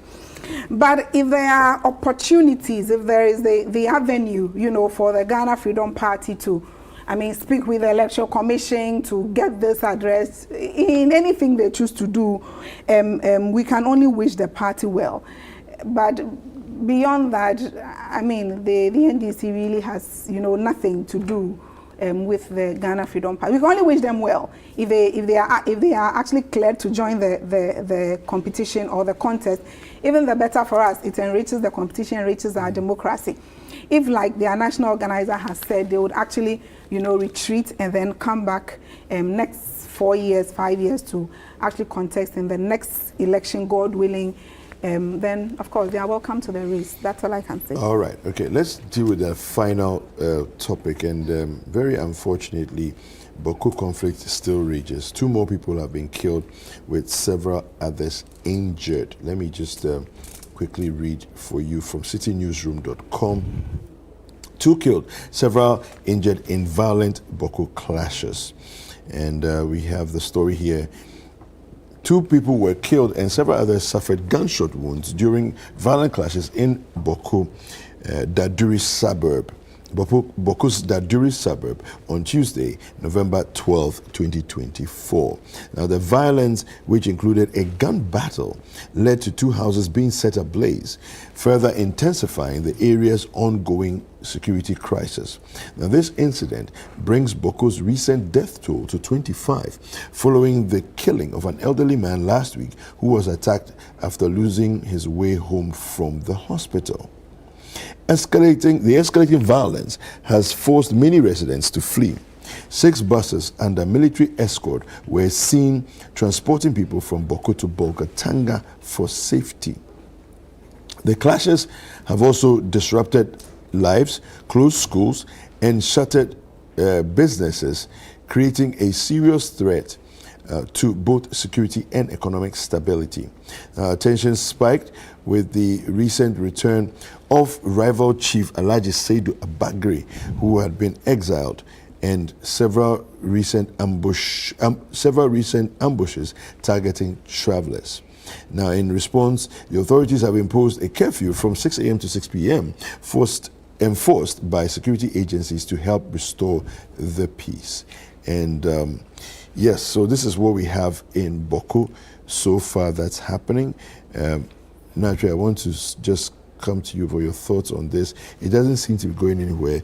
I was kind of hoping that by now, maybe the Chieftaincy Ministry, together with National Security, whatever, whichever other groups should be involved, would have called for the chief to leave the place, considering that it is his arrival that appears to have triggered all of this. Just a quick thought on this. So maybe I think that all the feuding factions, in Bawku should actually come to the realization that one life is too many to lose, and one property, a house, even if it's a mad house, it's someone's effort, is just too many to lose. And to also contemplate the effect of, these conflicts on their local economy, on the young people, and especially on the vulnerable women, children, persons living with disability in the area. And so maybe a contemplation of all this, a sober reflection on all these things should let the feuding factions know that the time for peace is long overdue. The time for peace in Bawku was like yesterday. And so, I'll just use this opportunity to actually call for peace. We are human, and so some frictions here and there are allowed. But for it to be prolonged, and then goes like it dies off and then it is revived, I think that maybe we can end 2024 with some permanent resolution of the conflicts there, so that business thrives, so that dignity of humans are actually enhanced. So we can only call for peace, we can only call for calm, even if it takes begging. Then I'm looking into the camera, we are telling the feuding factions that in the interests of life and property, the vulnerable, we are begging. Let's peace be still. All right. Final thoughts from you? David, this is nothing that one can be excited about. And this crisis has been going on for God who knows how long. And what really saddens me is when in situations like this, it's the women and children that suffer most. So it's not. And for those of us who happen to come from the northern side of this country, most people don't know the difference between Bawku or Gbipe or Damango or Salaga, Pusiga and all that. So it's assumed that you understand what is happening there. I mean, I come from Savannah. Bawku is in upper east, borders northeast. Yeah. But by ethnic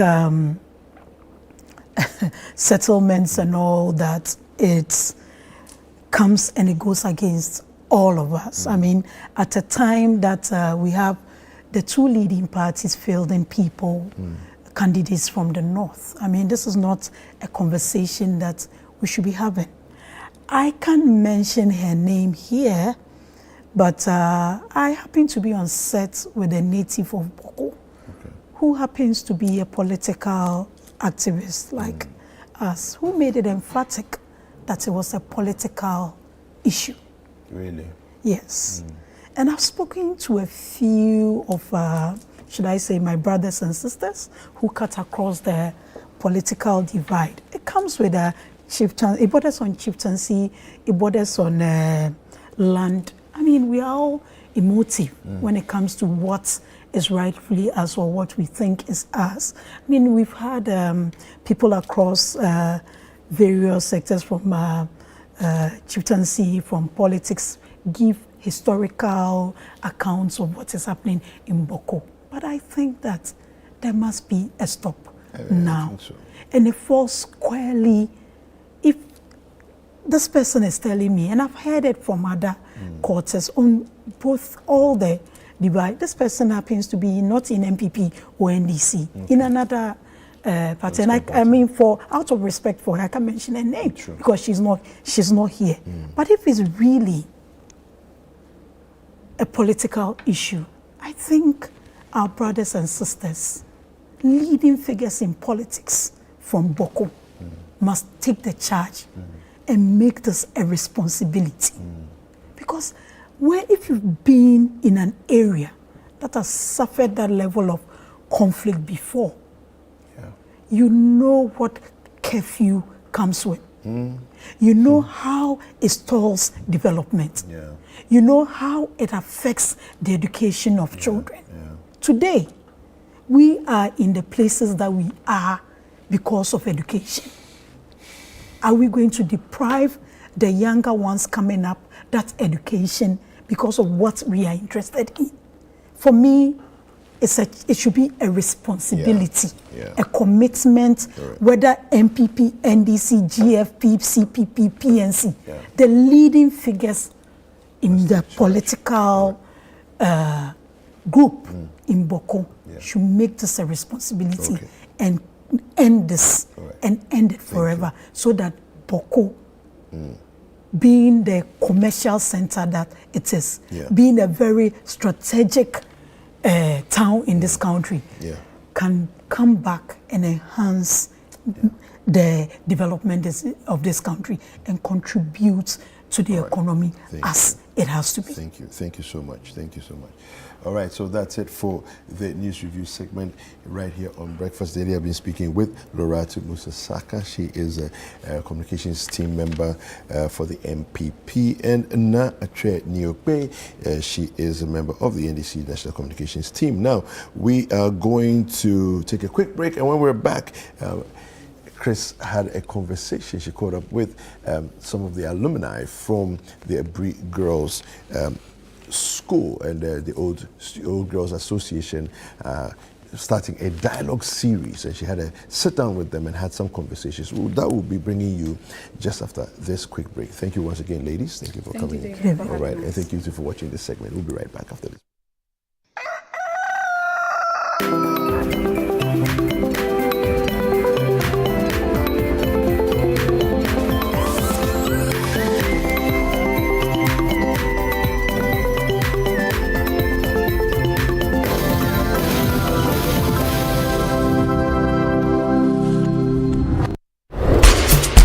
Have not shown sign of settling down. Oh, you don't mean it. The power to deliver is available. I might have a solution. You take this and spray it twice. Shake the gem. Place it on your lips and say the magic word. Yes. You, my darling, are unlucky in love.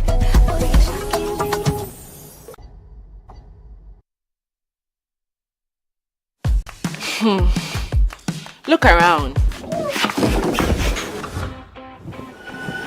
Should home also need a makeover? Oh, mine clearly does. So we went to Ashroom and found the Como collection. It had everything we're looking for and more. Merchant furniture for the entire home, designed with you in mind. Where's Como collection? Dressing up is just a breeze. Always ready with a perfect accessory. A magic dressing mirror. One look and you're ready to face the world. Or at least the kids. A bed perfect for young men who want a table that turns into a treasure chest. And finally, a sofa with this grand TV unit for family time at home. Head over to any Ashform store now and discover the new Como collection. Ashform, feel it, know it. Introducing Rexona Non-Stop Protection 72-hour antiperspirant with breakthrough microtechnology that forms a stronger sweat barrier. Tested to the limit, even during the most intense workouts. Still clean, dry, and fresh for longer. Try the new Rexona 72-hour non-stop protection for clean, dry, and fresh underarms every day. Yɛfrɛ me Ɔbahema Akuya Boahema. Asante mind de hye kronkron. Aha me gyina ɛyɛ Kumasi Adum. Franco Trading Enterprise, shop number 5. Ɛna me gyina ha yi. Na wohwɛ sɛ de Mesia fa me ho. A me ho ayɛ fe ya. Na wonim sɛ ɛba amammerɛ ɛne amane a yɛntoto nase. Ne senti no, nananom ɛne mahema mo. Me bu me mu ase ɛde ma mo. Sɛ o perfume papa.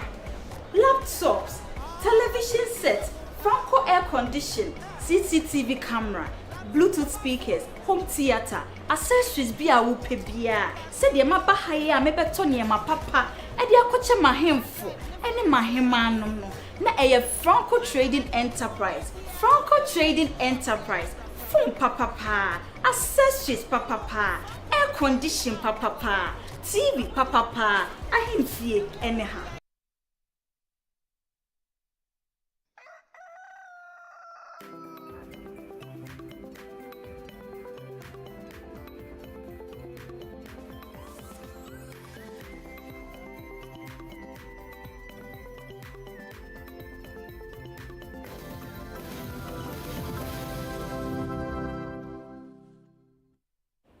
Welcome back. It's still Breakfast Daily, and right now it's time for us to have an important discussion, and it's about an upcoming event. It's the inaugural National Dialogue Series organized by the Abri Girls Old Girls Association, and I'm sure you're wondering, what is this all about? So, ladies and gentlemen, in the studio with me is Professor Koye Enim Wright, who's the global president of Abri Girls Old Girls Association, and Grace Ofosu-Donko, global communications director of Abri Girls Old Girls Association. It's a mouthful. I know, right? You can just say Awoga. Awoga. Yes. You're all welcome. Thank you. How are you? We're good. This actually sounds, very important. So just tell us, what's the purpose for this series? Well, when we started thinking about whether or not we should have some sort of lecture or something like that, we decided that we wanted to make it something meaningful and something that was grounded on the SDG goals. So number 5, I think, is gender and equity. Yeah, gender. And in focusing on that, because we were a girls' school, we thought we could do something about an issue that is global, but also affects Ghana. And the underrepresentation of women in leadership and in politics is something that is, I think, nationally, globally, the UN brought out a report that I think 22% globally for parliamentarians. And in Ghana, I think we are probably at 14.5%. So we felt that this was a good issue, especially with the elections coming up, to try and have some conversations about this issue and see how in some way it could inform what the incoming government does. So that's why we decided to have this topic. Right. So what are the primary goals of this, and what do you hope to achieve out of it? So we want to have all female secondary schools come together. So we have an aim of inclusivity. So have all of us come together and speak towards a common goal. So that's our idea. Right. I think if I can add to what she said, one of the most important outcomes we want is to have some sort of proceeding document that we can present to the incoming government so that they consider that as part of their decision making in appointment. It may or may not make a difference, but we thought we could at least be proactive in terms of having that move. Right. And how does this actually align with the core values and mission of the Ebri Old Girls Association? Well, I think it aligns with the core value of being feminine and being gender conscious, because, you know, the biggest issue I think about the lack of representation or the low representation is that not enough attention is paid to issues that have to do with the female. And our gender, I think, needs to be at the table for the sensitivity to be present when we are discussing those issues. Right. I think the men are great in terms of trying to understand our issues and our journeys, but I don't think anything is a substitute for having a female present who can actually speak to an experience that she or she has been through. Right. Is this the first time this series is happening? It is. And it is something that's going to be continuous? Yes. We will try and have themes and conversations around gender, not necessarily this one, but certain things that are more important to old girls in all secondary schools, like Grace said.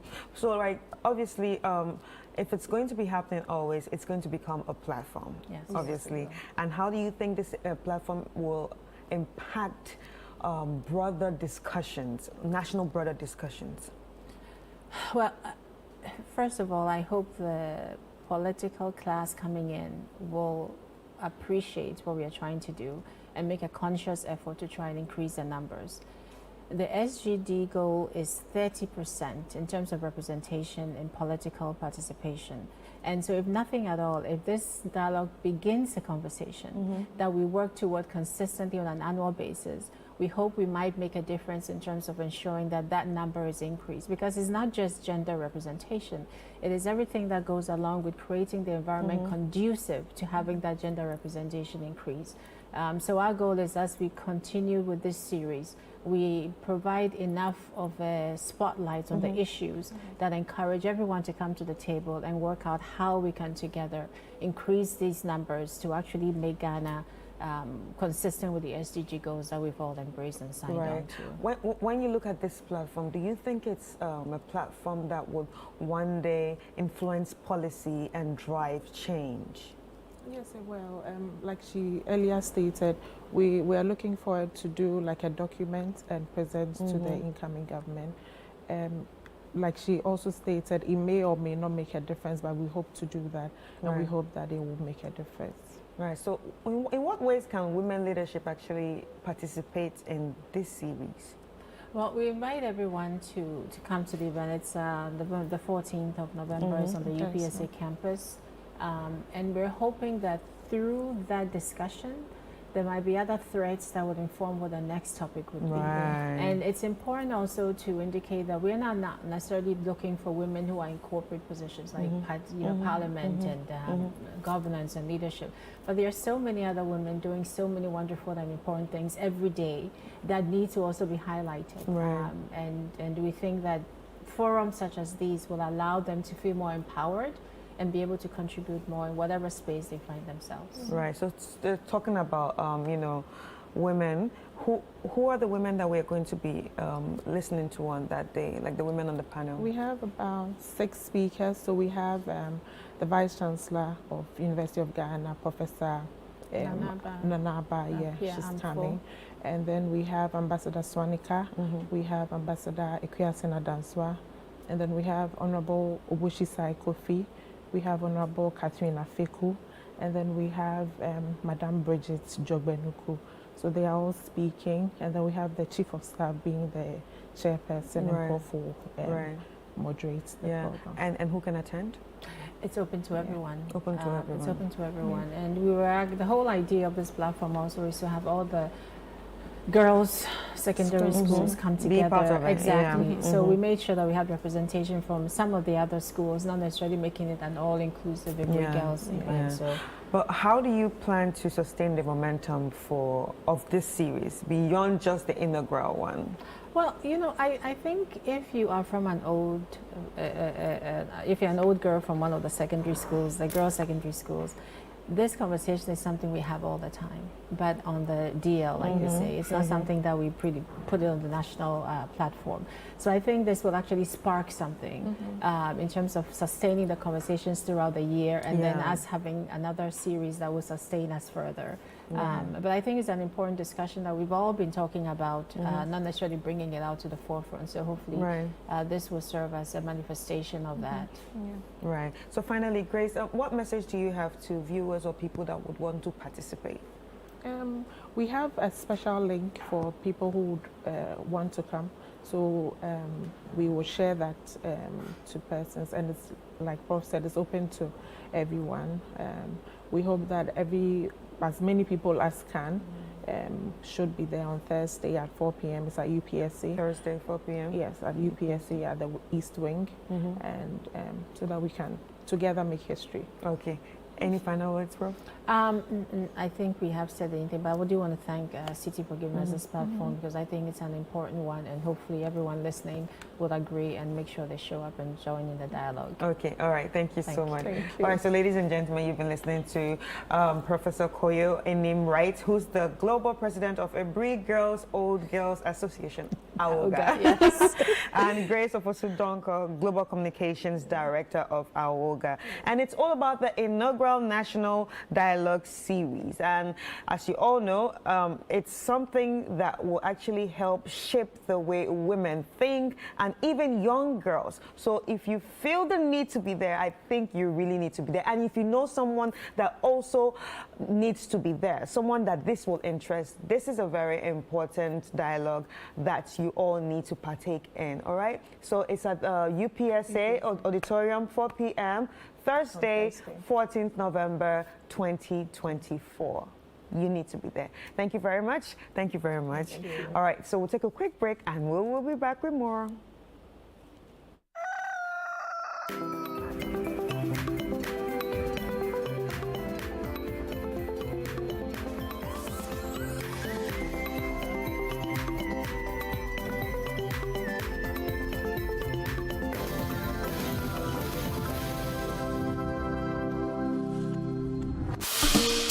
In the heart of our communities, change is not just a dream, it's a promise. I don't have to worry about rising costs and taxes. Dr. Bawumia's flat rate tax system is a breath of fresh air. It means I can keep more of what I earn and invest back into my business. I've seen so many changes in my lifetime, but what matters most is to feel secured. Dr. Bawumia's initiative for the elderly is to make sure we are not forgotten. He's giving us the exact care that we deserve. With digital skills training, I am no longer worried about the future. Dr. Bawumia empowers us to thrive in a digital world, making us ready for tomorrow's jobs. Job opportunities are crucial for my generation. Dr. Bawumia is committing to creating job opportunities and entrepreneurship. With his vision, we can build our dreams. Together, we can transform our nation. Dr. Bawumia's plan arranges policies. They are pathway for prosperity for every Ghanaian. It's time for leadership that listens and acts. A vision for all of us, where every voice matters and every dream is possible. Vote Dr. Mahmoud Bawumia. Esuro, vote #1 on the ballot. Excellent. Be that business owner that stands out and is very productive. You're so confident. How do you do it? It starts with Built. Where does your confidence come from? Paperwork made simple. Built takes all the hassle away. Yeah, don't be like her. Built is your all-in-one simplified finance platform. It's your home for invoices, payments, your payroll, and so much more. Oh, wow. Grow your business today. Sign up now at built.africa. Download the Built app now.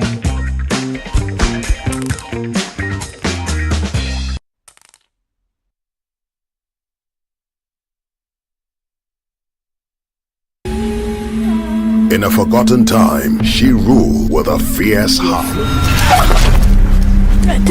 Amwenima, beloved goddess, destined for eternal slumber. Is it a glove? Forgotten by time, she awakens in a new era, searching for her place in a world that has moved on. Amwenima's era. Rediscover the legend.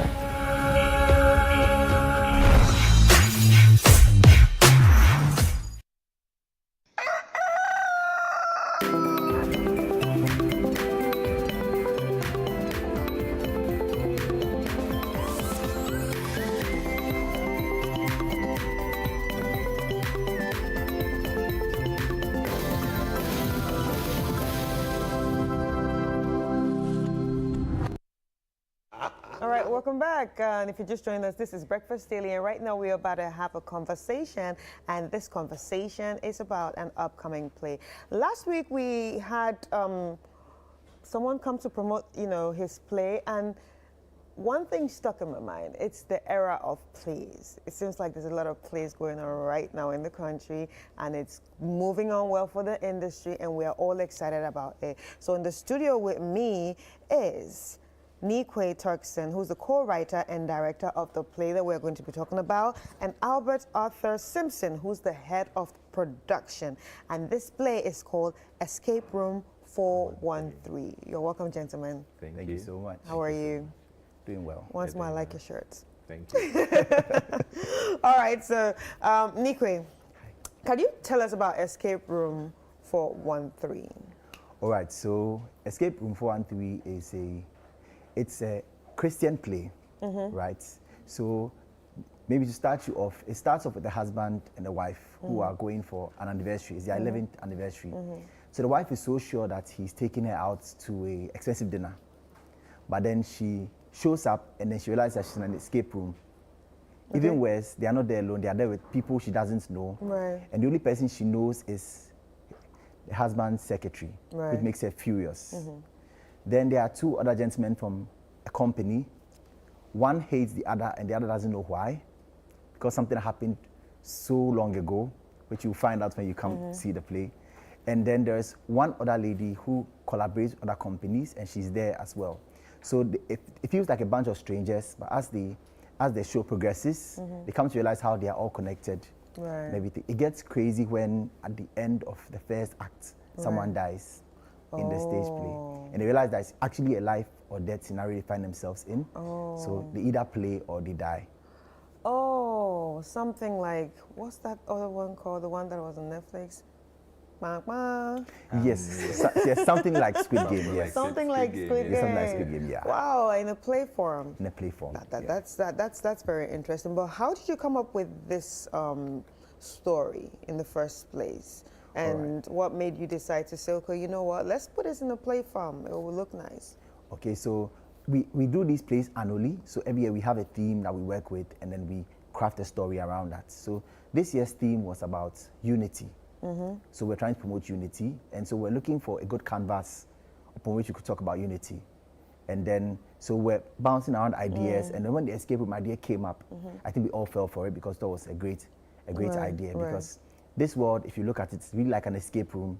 You have to survive and make it out and win the prize out of this world. So we had a good canvas, and then we built our story around an escape room. It turned out great. Right. So Albert, you're actually the head of production. How was it putting this together? And at what point did you realize that, okay, you know what?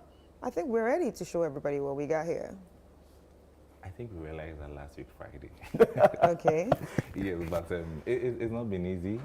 We've had weeks of rehearsal. Most of rehearsals, because all our cast and crew are 9 to 5 workers, so we have to just work around with the timing that we have. So it's not been easy, but so far so good.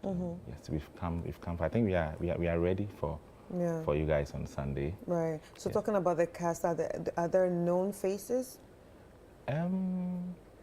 Those who are regulars to our shows would know a couple of them, but we have a few surprises here and there. Someone like a gospel artist, Shay Mensa, is being featured in the play this year, and then another amazing singer, Letitia, who is with Joe Metal, and then Dan Hamilton is also being featured this year. So yes. So how was it trying to get them to be part of the play? Were there any challenges? I wouldn't say so. They've been supporters of Telios since inception. So, I mean, it was quite easy. They were pretty happy to be called to be a part of this year's production. Right. So it wasn't a challenge at all. Right. And is it like a Christian play? Yes. It's a Christian play. Yes. All right. So how important are Christian plays in the, theater industry right now? Because we don't really have a lot of them. Yes, I think they're extremely important. I think that's what we are doing is important because people have tagged some mediocrity to Christian plays. A lot of times they're on a low budget and they don't seem as great as their secular counterparts. But we are going all out. It is not in any way mediocre.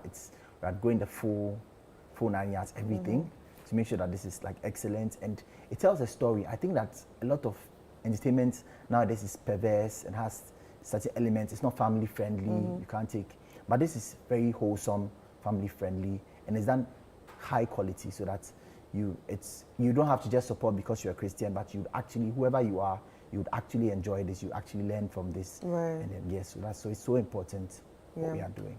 Yeah. So before you started, you were like, people have a certain thought about Christian movies or Christian plays. And also, recently I was watching an interview with Letitia Wright, the lady that was in Wakanda. Right. She's a very Christian girl. She doesn't hide her faith. Exactly. And they were talking about, Christian movies too. She was like, it would be nice if they added more budget, like what you said, and maybe we have some sci-fi Christian movies and stuff like that. But do you think that industry, when I said that in the Christian industry, we're all Christian, like the Christian, movie industry, one day we'll get there. Because obviously, if you look at things happening right now, if you look at the landscape right now, it seems like there are a lot of fine boys and girls for Jesus these days. So, you understand? Yeah. So, I was like, everybody's now Jesus and, everybody's, trying to, get their right together and get their life together when it comes to spirituality and religion. So, do you think we'll ever get there? Where we're going to also have our... I think that because people or Christians have not been seeing opportunity in the Christian side of the industry, most of them escape to the other side. If you look carefully, most of the super talents on the other side mainly came from the church. They start in the church and realize that the platform is too small, and so move out there. But I think that as we are creating bigger platforms in the church, we'll see more Christians stick to the Christian. We see the growth of the Christian art. We have upcoming animators, more directors, more writers, the good writing coming up. And so there's hope that's soon and very soon.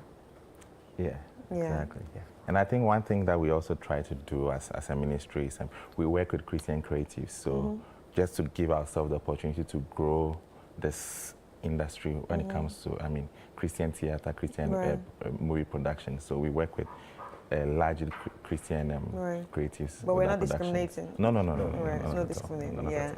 But we're just trying to push our own. Exactly. And ways that can help us. Yes. That's actually very good. But were there any challenges that you faced, putting this together? Well, yeah. Anyway, what was one? The main thing being the rehearsal times. Like I said, we have a lot of 9 to 5, so trying to work around everybody's schedule to pull this together. And then, obviously, we can't run away from the fact that to put a production up like this, we need money. Yes, so trying to mobilize funds for this has not been easy, but we are there, we are getting there. So God has been good to us. It's surprising that for the past 12 years, that we've been running this, most of the funds have been internally generated. Wow. Yes, we started bringing on sponsors, I think, just about 2 years or 2 years ago, yes. For the past, all our productions before then have been self-funded, yes, by the ministry. Yeah. I think another challenge we faced was the set, because putting an escape room on a stage is pretty difficult. And we have it's a double stage, but we have 3 sets, so the bottom set has to transform in a matter of minutes. So coordinating that was quite quite interesting. Yeah, I think Fifi Coleman also said the same thing last time he came here. I think that was last week. You know, about building your own self yourself, because some of these things are not readily available. You have to build it from the scratch. Yeah. Wow. Wow. Well done. Well done. Thank well you. done. But what would you advise viewers right now, especially to come to this? You haven't seen any. These are all original pieces. You haven't seen any. We spoke about the future. Last 2 years, we did a show where it was made in 2082. So that was like in the future. We always try to bring out new concepts, never seen concepts, and this is something you've not seen before. It's fun. It's very funny. You learn a lot from it, and it's very family friendly. I think that a lot of people need to come and see. Come as a family. Come with your friends and come and watch this. You learn something, and it has a very important message for everyone. Right. So what time and which day? So it's on the 17th. That's coming Sunday. There are 2 shows. The first show starts at 3 p.m. means the gates open at 2, and the second show starts at 7 p.m. So and it's starting on time, right? Yes, it's starting on time. Yes, it's a 2-hour run for each show. So yes. Wow. So National Theatre, first show 3 p.m., second show 7 p.m. And it's this Sunday. This Sunday. The 17th. 17th of November. 17th of November. Exciting. I'm very excited for you. Is it free? No. So tell us about ticketing. How much is it? Where can they get it? Right. So there's a ticket goes for 150 cedis for one. But if you're a group of 5, we are giving it to you at a very discounted rate of 600 for a group of 5. Yes, you can get your ticket with the short code *725* 1175 hash *725* 1175 hash, or you can just call the ticket hotline 054 3379916 054 3379916, or you can just reach out to us on our socials, Ateliers Inc. across all social platforms. We will just arrange your ticket to be delivered to you. All right. Thank you so much. It was really nice having this conversation with you, and then good luck. Ladies and gentlemen, so it's been all about the Escape Room 413, the play coming up on Sunday, the 17th of November 2024. You don't want to miss this. And the first show is at 3 p.m. and the second show is at 7 p.m. So come out with your families, come enjoy something new, like they said, and something fresh, all right? And so we've been speaking to Nikwe Turkson, who's the co-writer and director of the play, and Albert Arthur Simpson, who's the head of production. Thank you, gentlemen, for coming. Thank you so much. All right, so it's time for us to check out our entertainment highlight, and then we'll be right back. Hello and welcome to Entertainment Highlights on Breakfast Daily. My name is Ni Komete Kome. Now to our very first highlight. The National Commission for Civic Education, NCCE, launched the Dance to the Beat Peace campaign to promote political tolerance through dance and music, focusing on the youth. Advocates, including Kizomba King and NCCE chairperson Mrs. Caitlin Addy, highlighted dance as a medium for fostering communication and unity ahead of the 2024 elections. Now let's get a few words from Kizomba King and Mrs. Caitlin Addy. We realize that NCCE, they are mandated to educate Ghanaians on their civic rights by way of right to vote and then their civic obligation. But then communication gets difficult, okay, because of how people perceive politics now.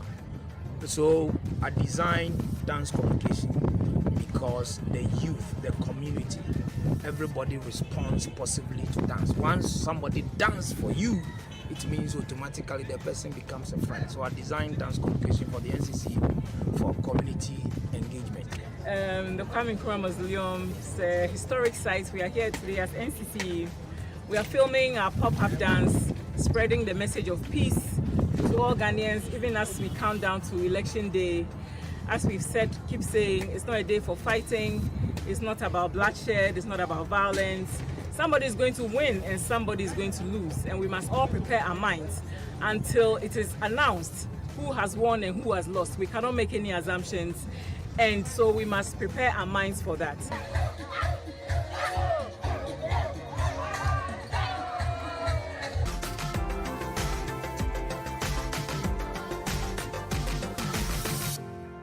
Now to our next highlight. Don Jazzy, Nigerian music producer and Marvin Records founder, has urged men to prioritize DNA tests over naming ceremonies to confirm paternity. His Instagram statement comes amid heightened debates about paternity fraud. As a respected figure in the entertainment industry, Don Jazzy continues to influence public discourse beyond music.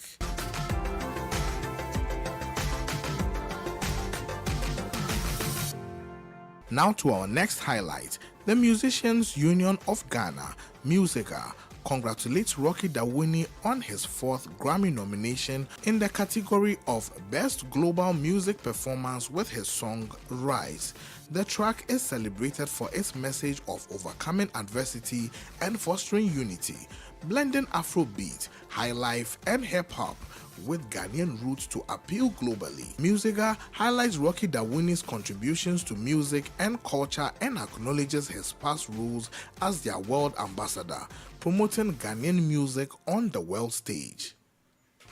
And this is how we end entertainment highlights on Breakfast Daily. For more entertainment news, visit GhanaWeekend.com.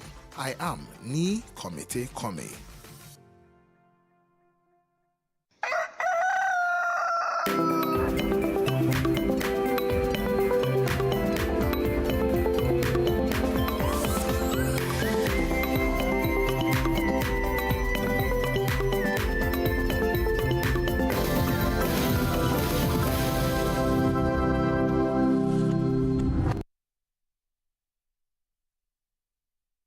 All right, welcome back. And now you know that as we are heading towards elections and the various things that are happening in the country and all of that, it's important for us to invest in prayer. Very, very important for us to invest in prayer. Now, there's a national non-denominational youth in prayer that's coming up, and they've been joined in the studio to walk us through exactly what to expect, where it's happening at, and how we can participate and all that. Reverend Francis Oren has joined us, also together with Reverend Jeremiah Entry-Bwesiako Inshura. Now they've joined us. They are team members of the National Non-Denominational Youth in Prayer group. Now, let me just welcome them. Hello, how are you? Very well. All right. Welcome to Breakfast Daily. Thank you. Wonderful. Now, just talk to us about, first of all, why are we doing this at this time? Thank you so much for the opportunity to come on this program. The reason why we are putting all of this thing together, and then the convener being led, and then if you know who he is, like the Archbishop Nicholas and Williams, always having the nation at heart and always interceding and always praying for the nation. So things happens when always is getting to election year. Everybody does a lot of things, spiritually, physically. So there is a need for us to lift our prayers to help, and then the right decisions will be made and all of that, so that it can intercept the plans of the enemy, so that we have a peaceful also elections. So when you know who he is, you always pray preventive prayers. You don't wait for the thing to happen before, but he prays into the thing once he's being led by the Lord. So he's able to bring it out. So that is why we have put this thing together. So we have a peaceful election and also have a better country as a people and have peace. You know. Right. So it's called the National Non-Denominational Youth Prayer. Is it only for the youth? I'll let my brother answer. Not only for the youth as in age, but the people who are youthful at heart. And you know, and Papa is primarily focusing on the youth because they play a key role when it comes to, you know, every generation. There's a statement made by Vladimir Lenin. He said, just give me one generation of youth and I'll be able to transform the whole world. You know, they have the lifeblood of the nation. They are the future of the nation. And so if the youth will be able to take that responsibility into their hands, that we are going to make sure there is going to be a free and fair election. Peace will be there before, during, and after the election, because our future is at stake, you know. And so the youth must take that responsibility and take that life into their own hands and lift up prayer, because we believe that when we lift up prayer or we pray, God now intervenes in the affairs of man. And that prayer brings an invitation to God, as it were, my father, the Archbishop, will say, for God's purposes and counsel to be enforced in the lives of a nation, people, communities, individuals. You know, so we are calling on every Ghanaian, everybody out there, everybody that loves Ghana, and the focus is on the youth. You know, that is why it's like that. If I may just chip in a little. So like he made mention, so the focus is the youth, but like he said, it's not for just the youth, but it's for every individual, every Ghanaian, whether corporate bodies, because if we don't experience peace in this country, you can't do your business. You can't even prosper. Because it's that in the Bible says, it said, pray for Jerusalem and the prosperity of the nation in which you find yourself, then you will prosper. So whether you're a Ghanaian or non-Ghanaian, it should be a concern to you. It should be a concern to you. Absolutely. Now give us the details. So when is it happening? Where is it happening? And you know, how can people participate? Okay, so it's happening on the 15th of November, 2024, just this Friday. Okay. So it's going to be an all night from 9 p.m. to 4 a.m. Yes. So and it's non-denominational? It's a non-denominational. As long as you're a Christian. As long as you're a Christian or a Ghanaian. A Ghanaian. Or a Ghanaian or a non-Ghanaian. Yeah, as long as you live in the country. You live in the country. And you are concerned again. You are concerned. You are invited. So that we lift up prayers together, so that we have a peaceful election and then see the original intent for what God has for every country and every nation. Okay. So for our viewers who don't know the location, how do we get to? Okay, so there is a number you can reach us on 0243 667814 or 020 943 23436. Yeah, or 020 943 3436. Okay. And 0243 667814. But there will be buses. Okay, I think you want to change. It's happening at the Dominion Arena of Action Chapel International, the Prayer Cathedral. You know, so if you know there, you can always find your way. There will be buses all around. You know, so on social media. Across the city? Across the city. Okay. To shuttle people all over the city. People are coming from all over Ghana, you know, from different denominations, different branches. And so we are expecting everybody to be there. Yeah, and we have pastors in the bill, right? Who are some of the men of God that are going to be on the bill? So, the Archbishop Nicholas Duncan Williams, who is a convener himself. We have Bishop Emeritus James Kwakusa. We also have Apostle General Sam Kwanchi Ankra. We have Bishop Titi Ofe. We have Reverend Dr. Ampia Kofi. We have Reverend Dr. Markwe also coming, and many others. And then we have some ministers also coming to help with it. It's not going to only be prayer, but there's going to also be worship and praise. So Minister Joe Mettel is going to be there. Minister Kofi Kakari will also be there. Reverend Ella, Lady Elsie, they are all going to be ministering. And then there's going to be the next gen choir who will also be ministering. Yeah, to uplift. It sounds like a power pack night. It's a power pack night. We'll be looking out for you guys to come. Okay. This is on Friday, right? Friday, this is Friday. Okay. 9 p.m. Wonderful. All right. Any final words, final thoughts you want to share with the viewers? We just want to thank City TV Channel 1 for this opportunity to come and speak about this very important program. It tells us the concern you also have for the nation. That's what it tells us, that the concern you have for the nation. So we thank you, and we thank some other media partners. I don't know whether we can mention them as well. No, go ahead. Okay, so like Vision One, we have Dominion TV, Light TV, we have Radio Gold. They've been Sunny FM. They've really supported us also concerning this national non-denominational prayer. And then Cowbell, they've decided to come and just give the people beverage on that day. So we are grateful also to them. And then thank you so much. All right, so the details again, it's happening this Friday? This Friday on the 15th, 9 p.m. to 4 a.m. The Action Chapel International Prayer Cathedral, the Dominion Arena. There will be buses all over the city, branded buses, so that you'll be able to identify them. Okay, wonderful. Well, thank you very much for coming through and giving us this good news. Yes, of the time to spend in prayer. It's important at this hour. That's right. Yeah, that we should do this. So this has been speaking with the team members from the National Non-Denominational Youth in Prayer. And Reverend Francis Oren joined us, as well as Reverend Jeremiah Inshura Entribesiakon, also speaking with us. We'll take a quick break and we'll be back.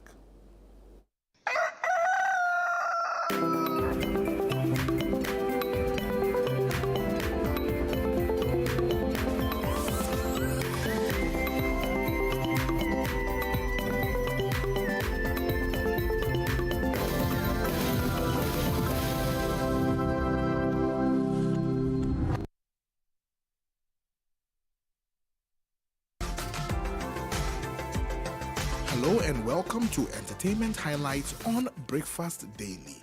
My name is Ni Komete Kome. Now to our very first highlight. The National Commission for Civic Education, NCCE, launched their Dance to the Beat Peace campaign to promote political tolerance through dance and music, focusing on the youth. Advocates, including Kizomba King and NCCE chairperson Mrs. Caitlin Addy, highlighted dance as a medium for fostering communication and unity ahead of the 2024 elections. Now let's get a few words from Kizomba King and Mrs. Caitlin Addy. We realize that NCCE, they are mandated to educate Ghanaians on their civic rights by way of right to vote and then their civic obligation. But then communication gets difficult, okay, because of how people perceive politics now. So I designed dance communication because the youth, the community, everybody responds positively to dance. Once somebody dances for you, it means automatically the person becomes a friend. So I designed dance communication for the NCC for community engagement. The Kwame Nkrumah Mausoleum's historic site. We are here today as NCC. We are filming our pop-up dance, spreading the message of peace to all Ghanaians, even as we count down to election day. As we've said, keep saying, it's not a day for fighting, it's not about bloodshed, it's not about violence. Somebody is going to win and somebody is going to lose, and we must all prepare our minds until it is announced who has won and who has lost. We cannot make any assumptions, and so we must prepare our minds for that.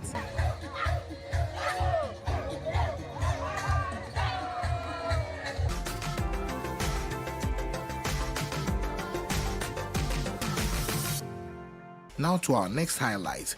Don Jazzy, Nigerian music producer and Marvin Records founder, has urged men to prioritize DNA tests over naming ceremonies to confirm paternity. His Instagram statement comes amid heightened debates about paternity fraud. As a respected figure in the entertainment industry, Don Jazzy continues to influence public discourse beyond music.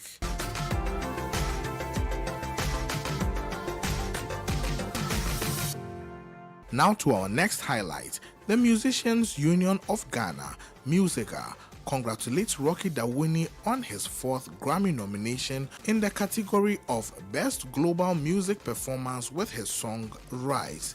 The track is celebrated for its message of overcoming adversity and fostering unity, blending Afrobeat, highlife, and hip-hop with Ghanaian roots to appeal globally. Musica highlights Rocky Dawuni's contributions to music and culture and acknowledges his past roles as their world ambassador, promoting Ghanaian music on the world stage. And this is how we end Entertainment Highlights on Breakfast Daily. For more entertainment news, visit GhanaWeekend.com. I am Ni Komete Kome.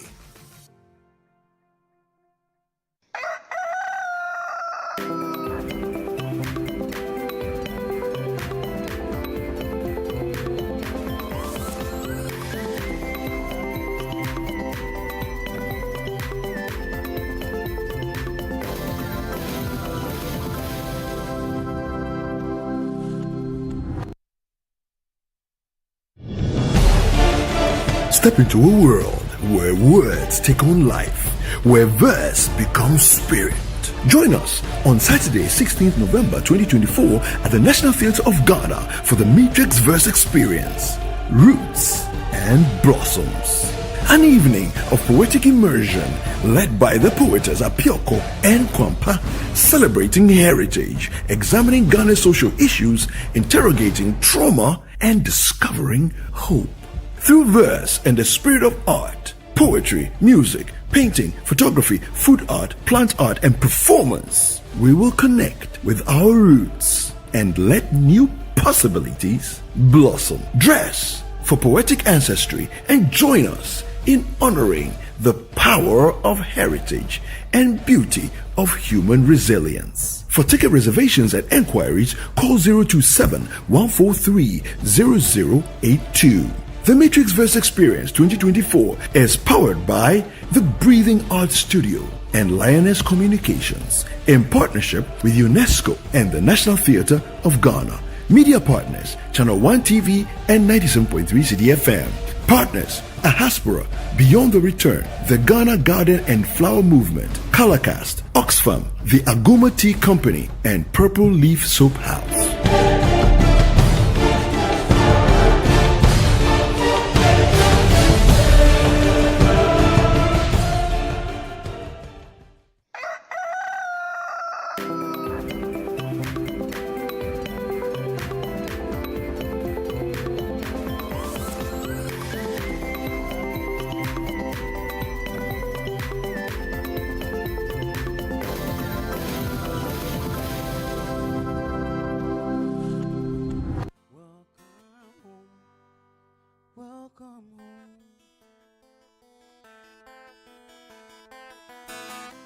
You've been kept down for much too long.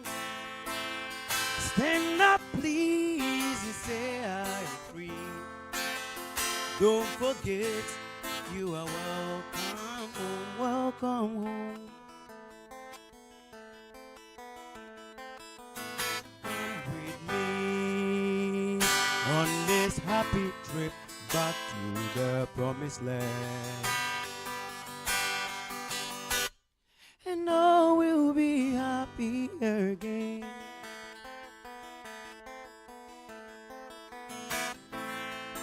Welcome home.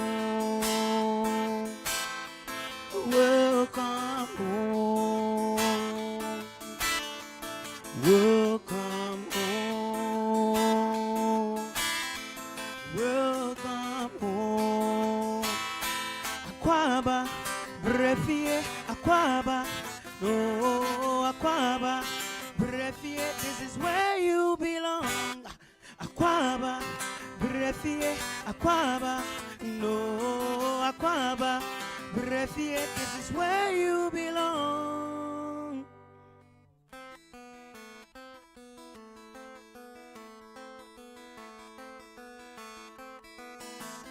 You've been gone, it's an empty home. Come on back where you really belong. You are always welcome home. Welcome home.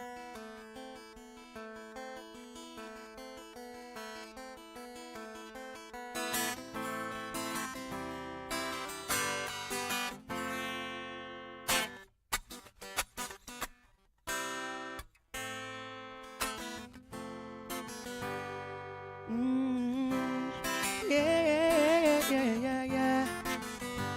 I wake up, I see you as you leave. I feel it, yeah. I see it as you leave. When we kiss, I went deep, but you're far away. Be banking, but be bonjour, be silly. Oh, be banking, but you're far, be silly.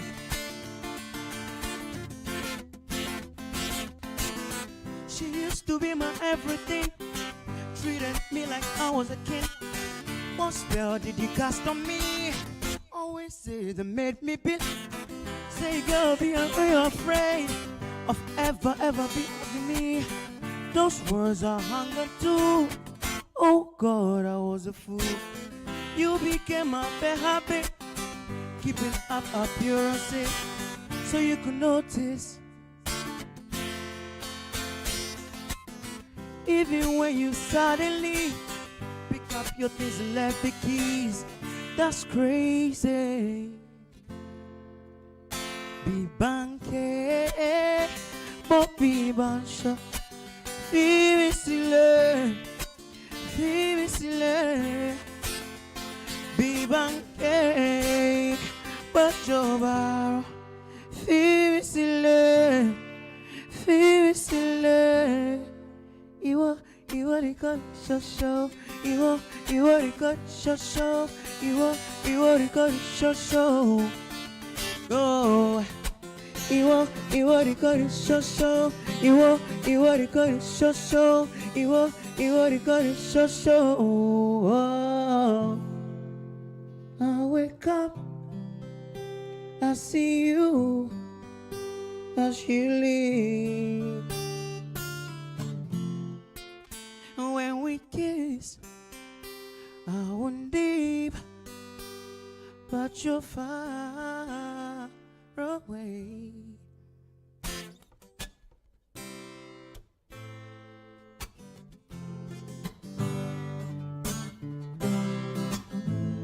No, other pepper, Davini, so be ripper, other money me, other pepper,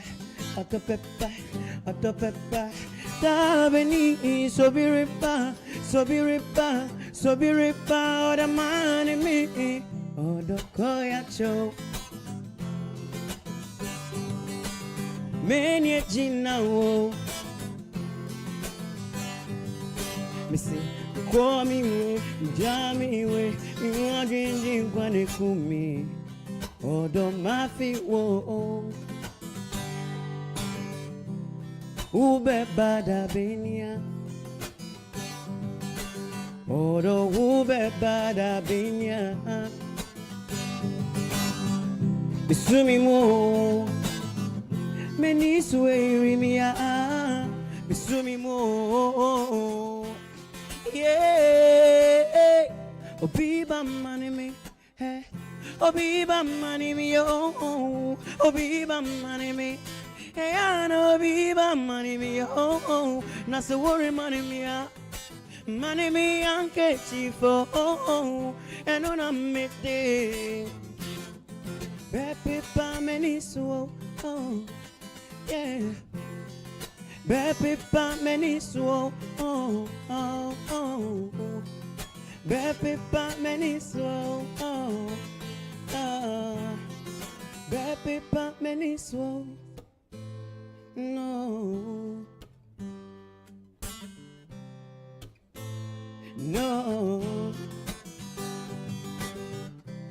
when your legs don't walk like they used to before. And I can't sweep you off of your feet. Oh, your mouth still remember the taste of my love. Oh, your eyes still smile from your cheek. And darling, I will be loving you till 70. Yeah. And baby, my heart still for last. Now 23. Yeah, I'm thinking about how people fall in love in mysterious ways. Maybe it's the touch of your hair, or me, I fall in love with you every single day. I just wanna tell you I am, honey, now. Take me to your loving arms. Yeah, Kiss me under the light of the thousand stars. Oh, darling, place your head on my feeling night. I'm thinking now. All right, cute boy, giving us some real soulful music there. Beautiful one. Thank you very much for that. Chris, how are you? Fine, thank you. Yeah. Ready to go and have breakfast? Yes, just like the name implies, Breakfast Daily. Well, thank you very much for spending some time with us. Just don't forget that tonight at 9 p.m., Point of View. The Point of View comes to you at 9 p.m. tonight. It's important for you to join in the conversations. Now, Bernard Avlay will be sitting with the right guest, asking the right questions and eliciting the answers that you require. All right, great conversations always on The Point of View. You don't want to miss that. Right. Yeah, and then we also have tomorrow at the same time, 9 p.m., we have What the Papers Are Saying. Yes, with Vivian Kai Loco. You want to be part of that. It's a really, really excellent breakdown of the stories that have been carried throughout the print media throughout the week. Yes, and on the weekend, we also have on Saturday the Matrix verse with Apioko. So this one is called Roots and Blossoms. Yes, you want to call the number on your screen, get a ticket reservation, make sure you book your seat. It's important to be part of this absolutely fantastic arts experience and the poetry, music, and all of that happening on Saturday. What a way to spend your Saturday evening. Roots and Blossoms. You want to be part of that experience. Yeah. Yes. It's been a good day. It has been a good day. Yep, right. Thank you so much for spending time with us this morning. My name is David Kwekusechi. And my name is Chris Carter. See you tomorrow for a brand new episode of Breakfast Daily right here on Channel 1 TV.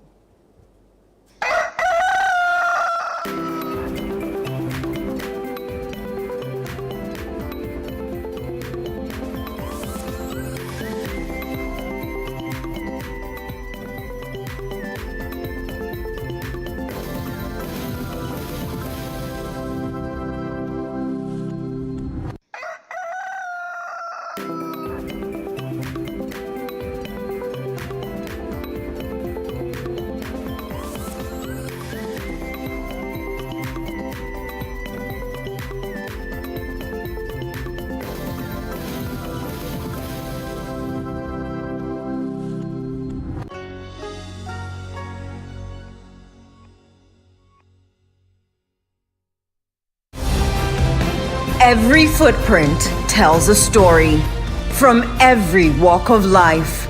They faced challenges, celebrated victories, and made their mark on the world. Welcome to Footprints, where we walk through the incredible journeys of extraordinary people. Join us every Friday at 7 p.m. as we dive into the lives of those who've left indelible marks. It's not just about where you end up, but how you got there.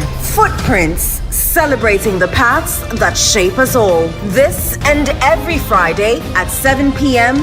only on Channel 1 TV.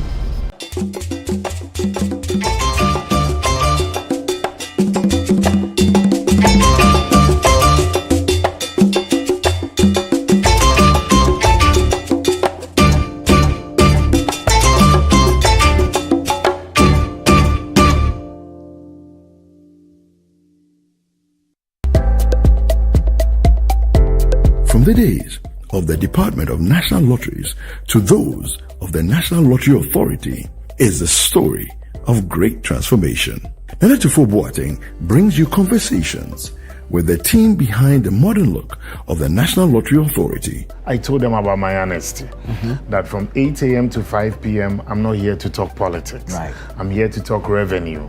I'm here to increase revenue. And I told them that I'm also here to make new friends. Okay. So if you want to also make a new friend, you have a new friend in me. From the modern gaming methods to the Caritas Lottery platform to the Good Causes Foundation. Catch this episode with the National Lotteries Authority only on Channel 1 TV.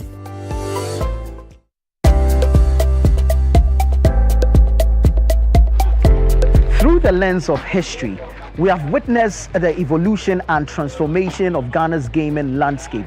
a narrative that unfolds from the humble beginnings of the Department of National Lotteries in the 1950s to the prominent role of the National Lottery Authority today. My name is Nanatufo Boateng, and I'm elated to share with you the inception and evolution of organized lottery activities in Ghana. The National Lottery Authority stands as a beacon of integrity in the gaming industry. Established by the National Lottery Act of 2006, Act 722, the NLA oversees and manages all national lottery games, ensuring fairness and transparency for all players. What was your own perception of the NLA before you took over the helm of affairs? Well, an institution that also needed the right leadership, and the institution with that potential to grow in terms of its revenue, and also to become the blueprint of lottery in Africa. And my experiences when I got in, it's been a cocktail of tragedies, success stories, challenges, and successes as well. First of all, how the staff were introduced to a young DG following the retirement of the Honorable Kofi Oseamea, who was Director General here, and he had attained the statutory age of 60 at that time. And then Mr. Ernest Morty, who was then Acting Director of Finance, had to also combine the role of Acting Director of Finance with Acting Director General. So basically, the staff had to get used to a young man and now coming to lead them through the turbulent waters that they found themselves in as an organization and as an institution and as members of staff and members of management. Yes. What has the journey been for you? You know, Nana, I think it's good when you are brutally frank and honest with people. I came in and I was clear to them that I am not neutral when it comes to the political landscape of Ghana. I belong to the NPP and I've been its Deputy Communications Director, I've been its youth leader and national organizer. And so I didn't want to pretend to the staff from day one that, oh, this is some neutral coming. However, I told them about my honesty, that from 8 a.m. to 5 p.m., I'm not here to talk politics. I'm here to talk revenue. I'm here to increase revenue. And I told them that I'm also here to make new friends. So if you want to also make a new friend, you have a new friend in me.